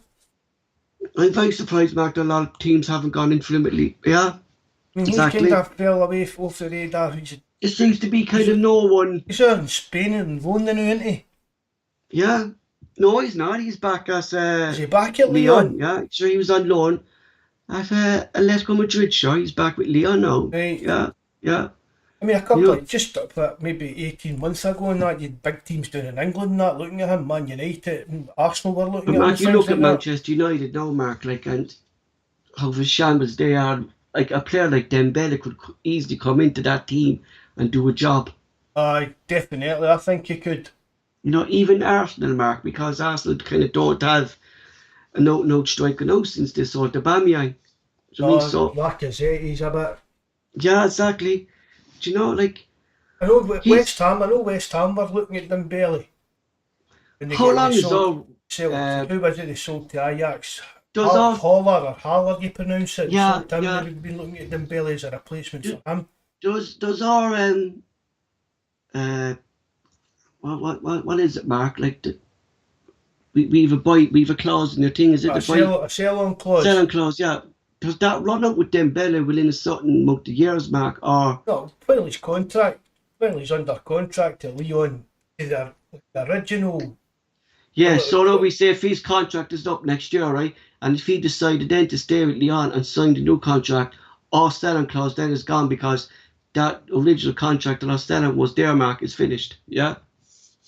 I don't know about that off the top of my head, Paul. It's a tricky tricky one. I'll find out. I'll ask Ed do about that, Paul. Because it actually is. It's actually, when you look at it, Mark, it's actually a new contract. Aye. Do you know? But it's a new player's contract, Paul. It's not a new transfer contract. So maybe it would still stand. It's an interesting one. I'll find that out. I will find it out. Mm-hmm. What is it we've got in Dembele? 10%, isn't it? 10%, yeah, 10%. That's the one thing, Mark, I liked about Peter Law, but he had all these selling clauses in deals. To be honest, Paul, I don't think we'd make much money off it. Not knowing, Mark. No. Not no. Really, what would you expect him to go for now? Mark. 20 million. For lucky Mark, yeah. In the 15 to 20 million, a kind of quote-unquote average fee these days kind of thing. So yeah, exactly. That's an average fee, Mark, now at the moment. Like was it Mark, as you said there 19 months ago, there was quotes about 50, 60 million for him, do you know, how a year can actually, do you know what happened to him, Mark, when he went to the wrong club in Atletico Madrid, and watching them last night, he wasn't that type of player, Mark, who Simeone likes to get stuck in, get into a dog fight. Or Dembele is not that type of player, and it didn't work out for him at Madrid for those reasons. I think, I watched them last night, Mark, and I was biting myself watching. They're a dirty team, that Atletico Madrid. Aye. The thing about it is, I mean, they're well known for it, Paul. People. When you watch kind of these pundits and that, they just seem to, it's just part of the game, we'll just accept that. Mm-hmm. Well, he's been there, Mark, 15 years, and all these teams have been, until they come up against like that. No, but see, if you watch it, Paul, they'll just kind of accept that, it's all part of the game and that, until they come up against English teams.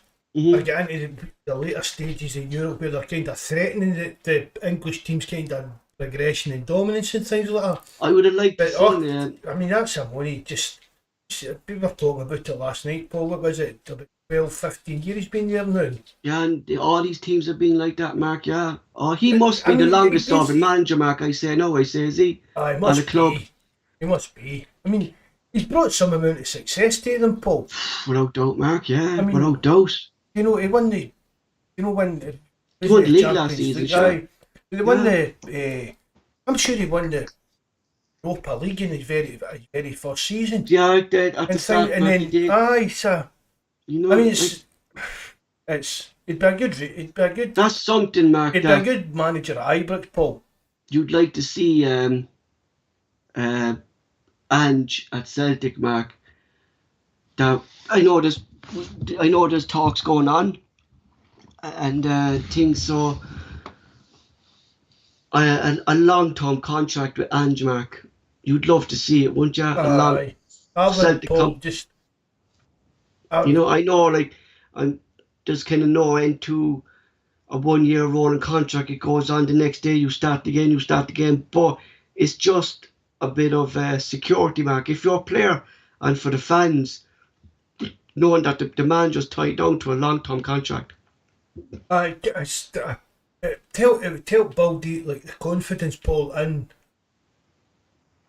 what we've seen Ange doing over the short term. Exactly. Paul, even it would show that the board's buying into what Ange is doing. It would show that Ange is buying into The club, exactly. buying into the back he's getting for the board and that, and it would give the fans a bit of peace of mind as well. Because I mean, really, basically, Paul, all that does come down to is the money we would get if somebody tried to poach him. But it does send out the signal that I'm here for the long haul. That Martin O'Neill was tied down to a long-term contract, weren't he? In his Celtic, that wasn't. Ronnie Dyler stayed on the road in your contract, didn't he? And so did Lennon. So did, yeah. So it kind of seems to be the kind of managers that kind of knew that they fucking weren't probably going to get success, or they weren't going to get a big fee from or something like that. But like Celtic be mad, Mark, not to give, because I don't know, Mark, like Guardiola is going to retire soon, Mark, and the way Ange plays, man, he's tied down to this Man City group by. Oh, you never know, man. Behave yourself. Behave. I'm just saying, Mark. There's no way in the world that Man City's going to replace Pep and Ange. That's just no. He's going to retire, Mark. I honestly think, Mark, he's not going to. He'll take care of the Spanish job, Paul. That's been the plan. He's going to take care of the Spanish job. If he wins league this season, Mark, next year will be his last season at Man City. Next year will be his last season anyway. Yeah, his contract. But this season probably would have been, Paul, if the World Cup had been played in the summer. Because that was like his kind of long-termish plan, was to take care after the 2022 World Cup, take care of Spain. But because it's not getting played to November now, he's obviously not going to sit there and do nothing kind of thing for 18 months. So he'll leave Man City at the end of next season, definitely. Probably become a Spanish manager. Again, sorry to go off the plot again, Mark, it was not Celtic related, but I saw one of the best passes in football the other night by Luka Modric. Luka Rogic. Luka Rogic, that's what you said to me, Mike.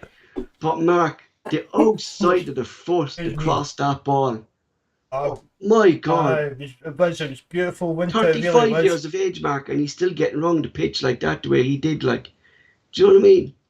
What a pass, Mike. Some player, Modric, he's one of the players that doesn't get the plaudits that he deserves, Paul. No, and do you know what? Do you remember that time a couple of years back there, Mark? Croatia got to the final and they lost against, was it France they lost against? They deserved to win that.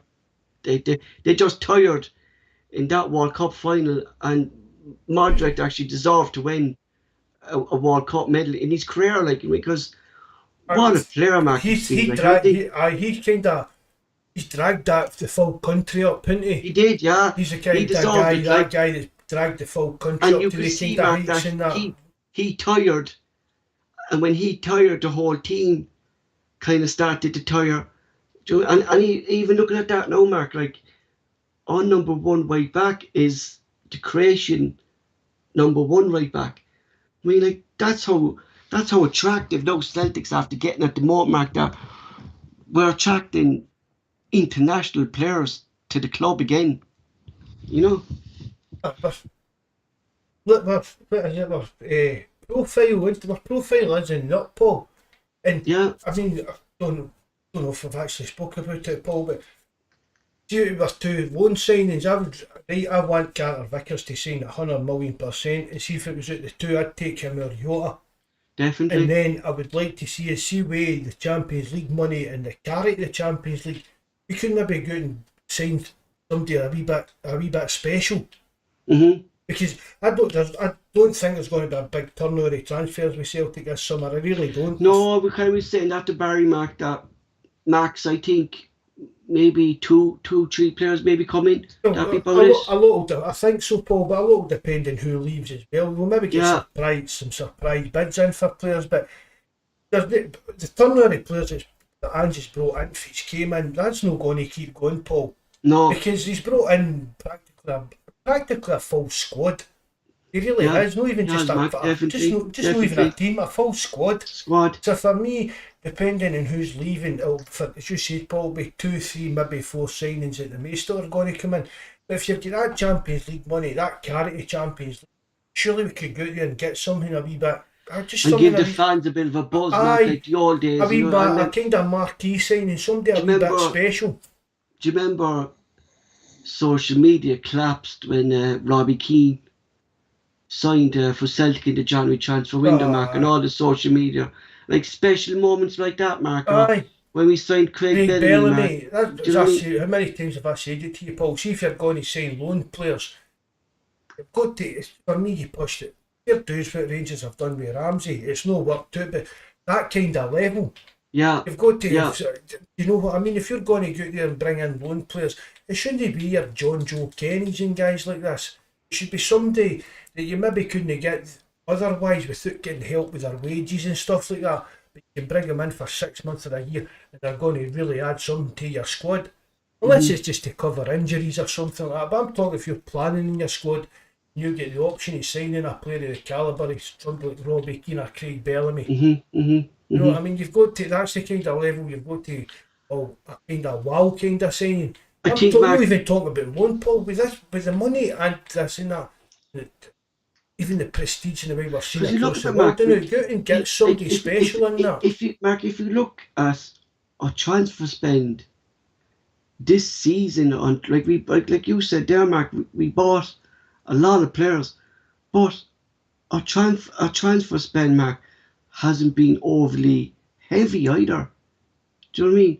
We were buying good players for bargain prices.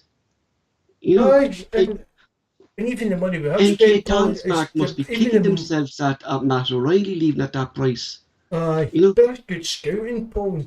Yeah, Obviously, people are, I mean, they were talking about this kind of, the managers get final say. Celtic knew that he was only going to be costing them 1.5 million. They did, mm, excuse me, they didn't again for Matt O'Reilly to sign him, and then MK Dons said, oh, it'll only cost you 1.5 million. They knew that before they even made that move.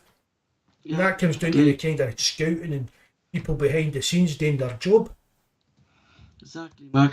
Like that's what I'm saying, Mark. Something you touched on there a while ago, that Ange wouldn't have known about Matt O'Reilly, that he was on the system already, or scouting the system, or always scouting players. You know what I mean? And I actually found out, Mark, you asked me about this lad from Galway that signed for Went to Newcastle. Newcastle. Celtic actually want in for him. They've watched him once, Right. but Celtic never confirmed interest. They watched him when they were watching Johnny Kenny from Sligo, and Sligo were playing Galway, and that's how they came across this fella Murphy. But they actually never went back into watch him a second time. Right, it's just, you've spoken, you know who Celtics are there watching that, Paul. And just when I seen that, I was Yeah, sending you a and link to see what the score was with him. yeah. So back to Sunday, Mark. Can you give us like fair juice, boy? You've been fairly bang on with the Celtic and Rangers games. I tell you last week, the other week, Paul, when I was at Chapel the night before, I tell you the old boys get your money on 4-1. And see, after it, a couple of them said to you, maybe get the score wrong, he said, but it could have been that.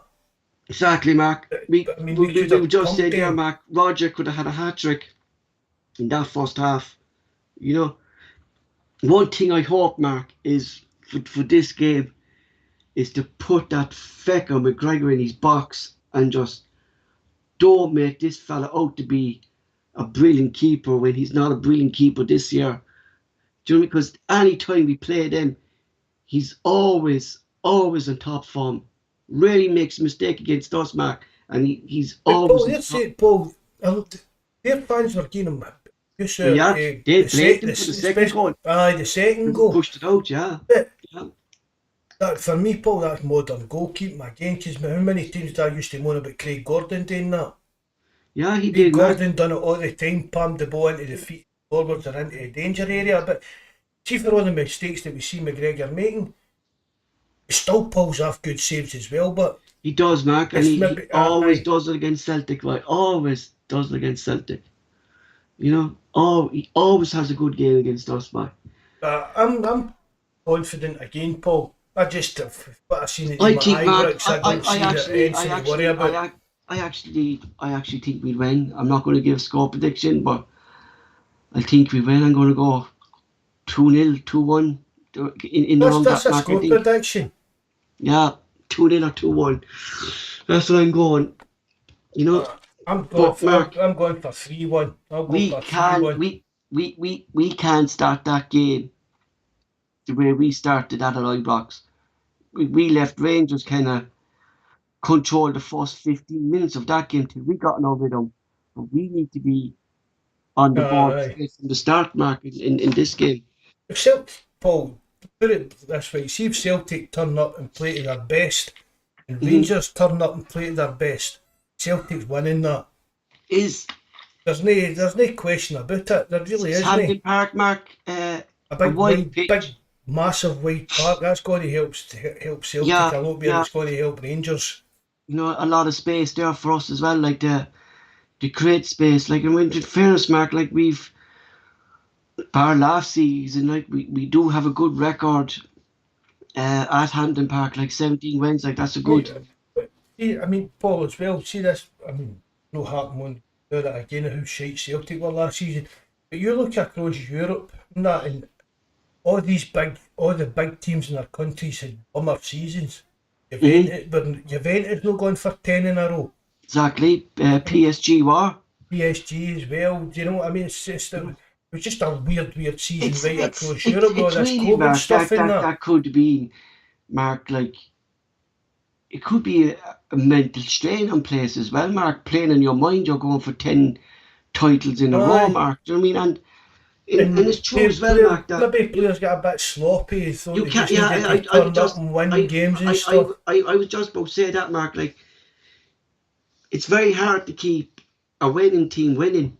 Do you get me? Aye, that's how, why you need to bring in a couple of. Even if you've got a winning successful team, you still need to chop and change a couple of things every window. You know, even the great teams of the year, Barcelona, Real Madrid, Man United, they're always you're looking to improve, isn't it? So even if you've got a team that's like chasing even Champions League football every single season, like Real Madrid's and such, they're still spending 80 million on one player and 40 million on this player to keep them at that level.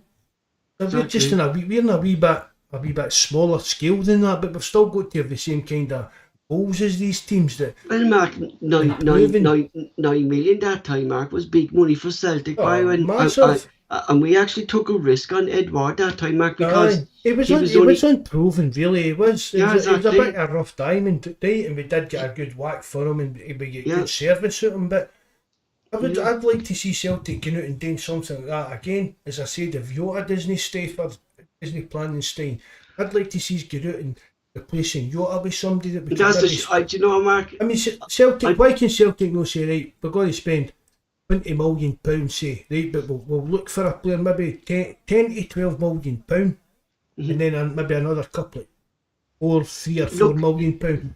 Looking at the two of them now, Mark, and it's just my own opinion, like, and I'm looking at if it comes down to the players for their decisions, Mark, right? If the club's that set up, it's going to come down to the players' decision. Looking at both players, and I think the one who's likely to stay is Cameron Vickers. I have my doubts if Yasha will stay, Mark, to be honest. I am a bit swinging that way as well, Paul, but as I said, I put it up in the forum, and I've not done a podcast, so I don't think I'm speaking dead too about Carter Vickers, and Mendy said it was his worries about getting into the American team, the US national team. And then it turns out, Paul, as well, that there's not been any talks for Celtic and his agent. And and what Ed Two said was the last person he spoke to isn't at the club anymore. Which puts us it must be Mackay obviously, isn't it? That must be Mackay, so Aye, much so exactly. Carter Vickers representatives haven't spoke to Celtic about anything to do with new contracts or anything if Don Mackay was here.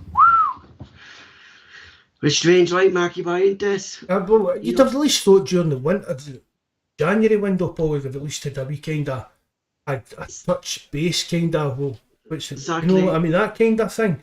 But that is what it is. Maybe players in the club have just said, wait till we see to the season's done with and see where we are. You know, and maybe as well, Mark, look, if we do get Champions League football, like, that's a good incentive for them as well, Mark, to stay at the club, like, do you know what I mean? I think it's good to be, even, I mean, say like your cat, it's a bit silly cat. Because Vickers, Mark, hasn't played this much football in his whole career. But let's face it, Paul, every footballer's dream they know is basically getting moved to that Premier League for the money they're making and stuff like that alone. Exactly. Like, for me, Carter Vickers has been down there. And Leicester, I know Leicester are sniffing about him as well. I forgot to mention that. Ed said that as well. Leicester are sniffing about him. But even for a year, would you not be better at staying at Celtic for even a year? I think so, playing Mark, the Champions League and then seeing where he's going. Mark, exactly, because he's even been there, even Mark. He's been down the Championship, Mark. It didn't work out for him. He's been in and around a few Premier League teams over his career. He's been like, you know what I mean? And to be honest, Mark, Leicester are a club in trouble at the moment with Rodgers. I think the countdown's on with Rodgers, I think. They've come, what we've saw of Celtic, Mark, and I said that to you and you said to me as well when we were talking. Ed One says it all the time as well. Yeah. It takes him about 2 or 3 years to ruin a club. And then he comes stale then, Mark, don't he? And you're seeing that now with Leicester. They're coming a stale club, Mark. They're coming to a team that, Mark. A few months ago, people were saying Rodgers would get a Man United job. That was preposterous, Paul. Didn't take that, Mark. Yeah, so we didn't take that. You know. For me, Rodgers is going to become that kind of level we're talking about, Paul. That he's always going to be a joke. He's a mid-table manager. Like that's Sam Allardyce and Colin These Wanker. fellas know, Mark. If he gets sacked by Leicester, he'll turn up then within West Brom or Southampton or somebody a mid-table team like that. That's going to be streets now. I can't see any big team. When Rodgers was at Celtic, Mark, even Arsenal turned their eyes away from it. But his dream was to manage in Spain. So that for me, after Leicester, he might look at that. Didn't he spend time, Mark, over in... He does want to manage in Spain. What club was it actually, Mark? Was it Seville? I think he was over there with one day. Seville, or it wasn't Barcelona. No, it wasn't Barcelona. I don't think it was like one of the big teams of that. Paul, he spent time there as a coach or something, wasn't it? Yeah. And that's one of his ambitions. So maybe once Leicester gave him the heave-ho, he maybe fancy taking a pop out there to get him a break for England before he ends up on that kind of merry-go-round. He's just always been in a job for the sake of it. He's actually... That's the kind of type of manager.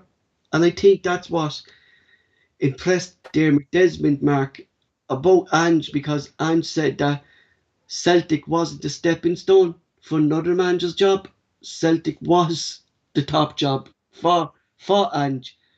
Do you know what I mean? But that's to the same extent, Paul, as well. I mean, it's obviously been a bit, kind of, maybe even a shock. But to me, Ange has seen this as an honour and a kind of privilege to get the chance to manage a club the size of Celtic. Exactly, Mark. And he respects that, as you said, Paul. He's not looking down his nose at Celtic. No. Looking at, because he's not grew up in the west of Scotland or he's not grew up in England where it's the Scottish League he's looking down on. So he can see it for what it is, and it's the biggest job Ange's ever going to have in his life. Not counting Sunday, no, Mark, right? We're just from today, like, and you're looking back to where we were in the first game of the season against Midtjylland and the first game against Hearts, like how, and you look at all the injuries we had, Mark, at the start of the season, and to be 6 points clear in the league is no club, Mark, would be able to cope with the injuries and lack of a squad that we had in the first half of the season. Oh. It just shows how bad the Old Firm actually is, Mark. The Old Firm FC is. You know? Paul. No, I don't even. No, Paul, I'm not putting it into how bad they are. I'm putting it how good. But that's what I'm saying. How good we've been on. That's what I'm saying, Mark. How good we've been on the Ange to be 6 points clear, considering what we actually went through. That no club would actually be able to. Like you see clubs down in England, Mark, and they're missing one striker, and they're struggling for 4 or 5 games without that just one player. We've been missing. I don't mean that's a put in, but we're so-called star striker for most of the season. Yeah, we missed it. We've done that. We've done. See what you're saying, Paul, about the points turnaround. Never. We've done that without Kyoga in the team. Yeah, and we McGregor, Mark, out for nearly 3 or 4 games for practically a month with his hamstring. We had Roderick out. We had Abada out. Yata was out. I mean, these were big players, Mark. All at once. Paul, this to me is it's hard to say that it's better or above it, but it's, for me, this season with Celtic is well up there with the year. Oh, definitely, Mark. You're going back to Wim Jansen, Mark. You're definitely going back to Wim Jansen because he came into a shambles, Mark, and we were a shambles.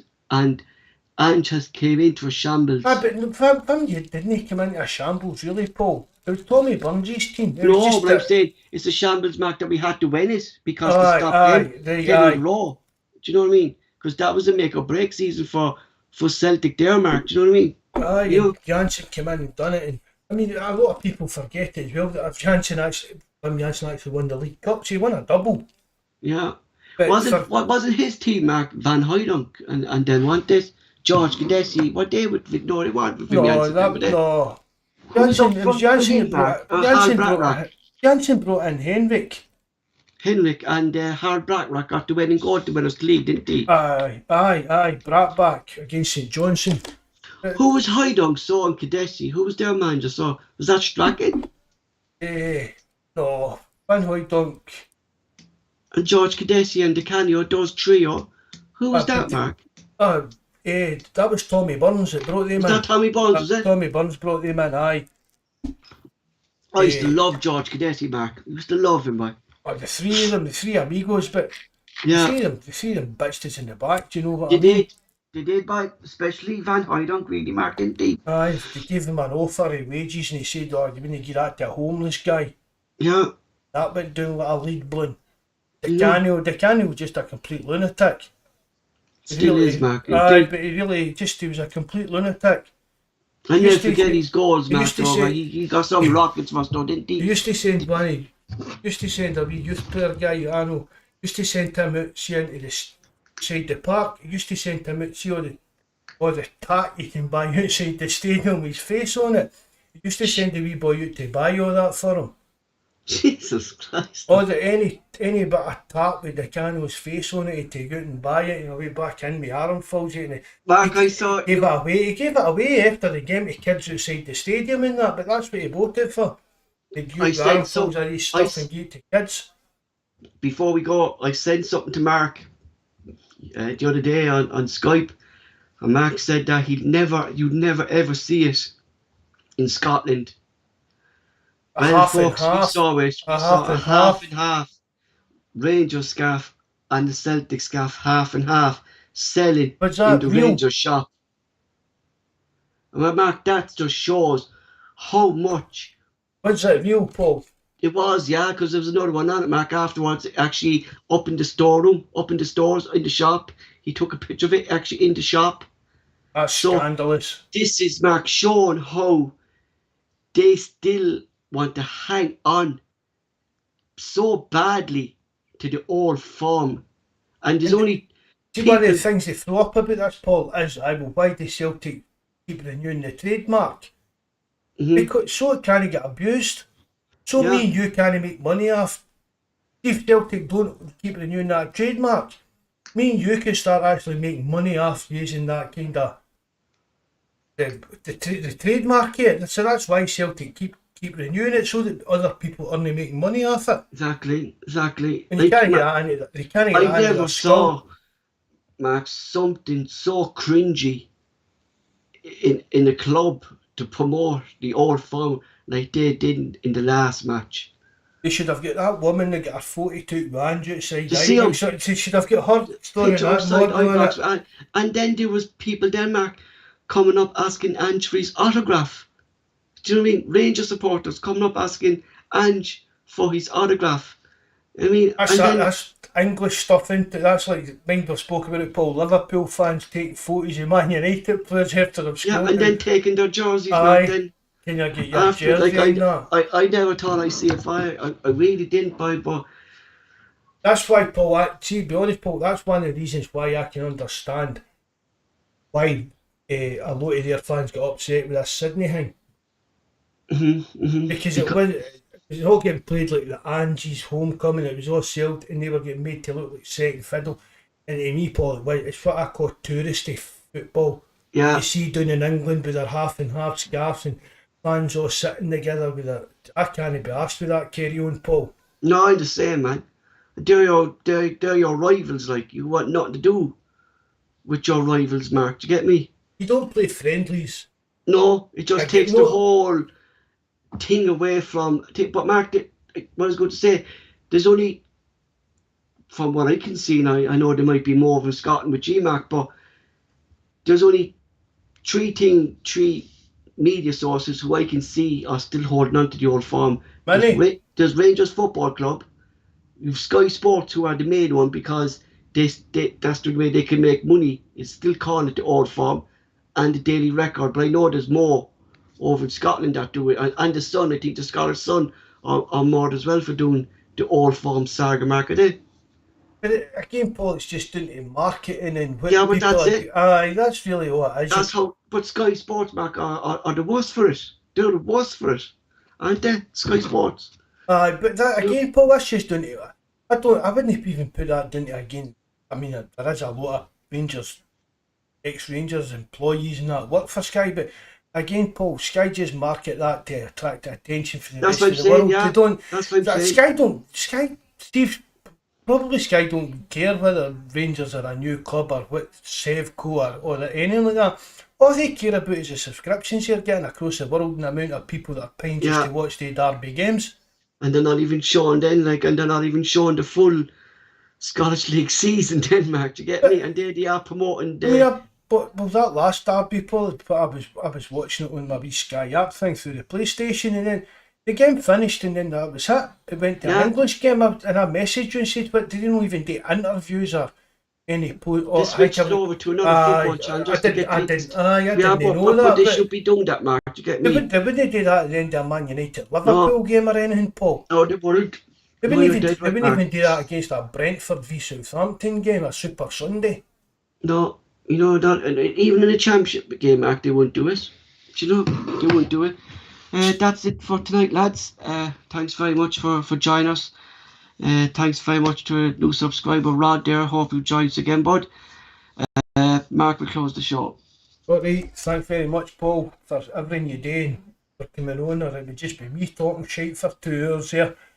Everybody that joined the live chat, thanks very much for coming on. Hope you enjoyed it. Remember, share it about your social medias, hit the like button, and you know how, please leave a message at the bottom of the comment section because it really helps us get up the YouTube algorithm. Hail, lads, God bless and good night.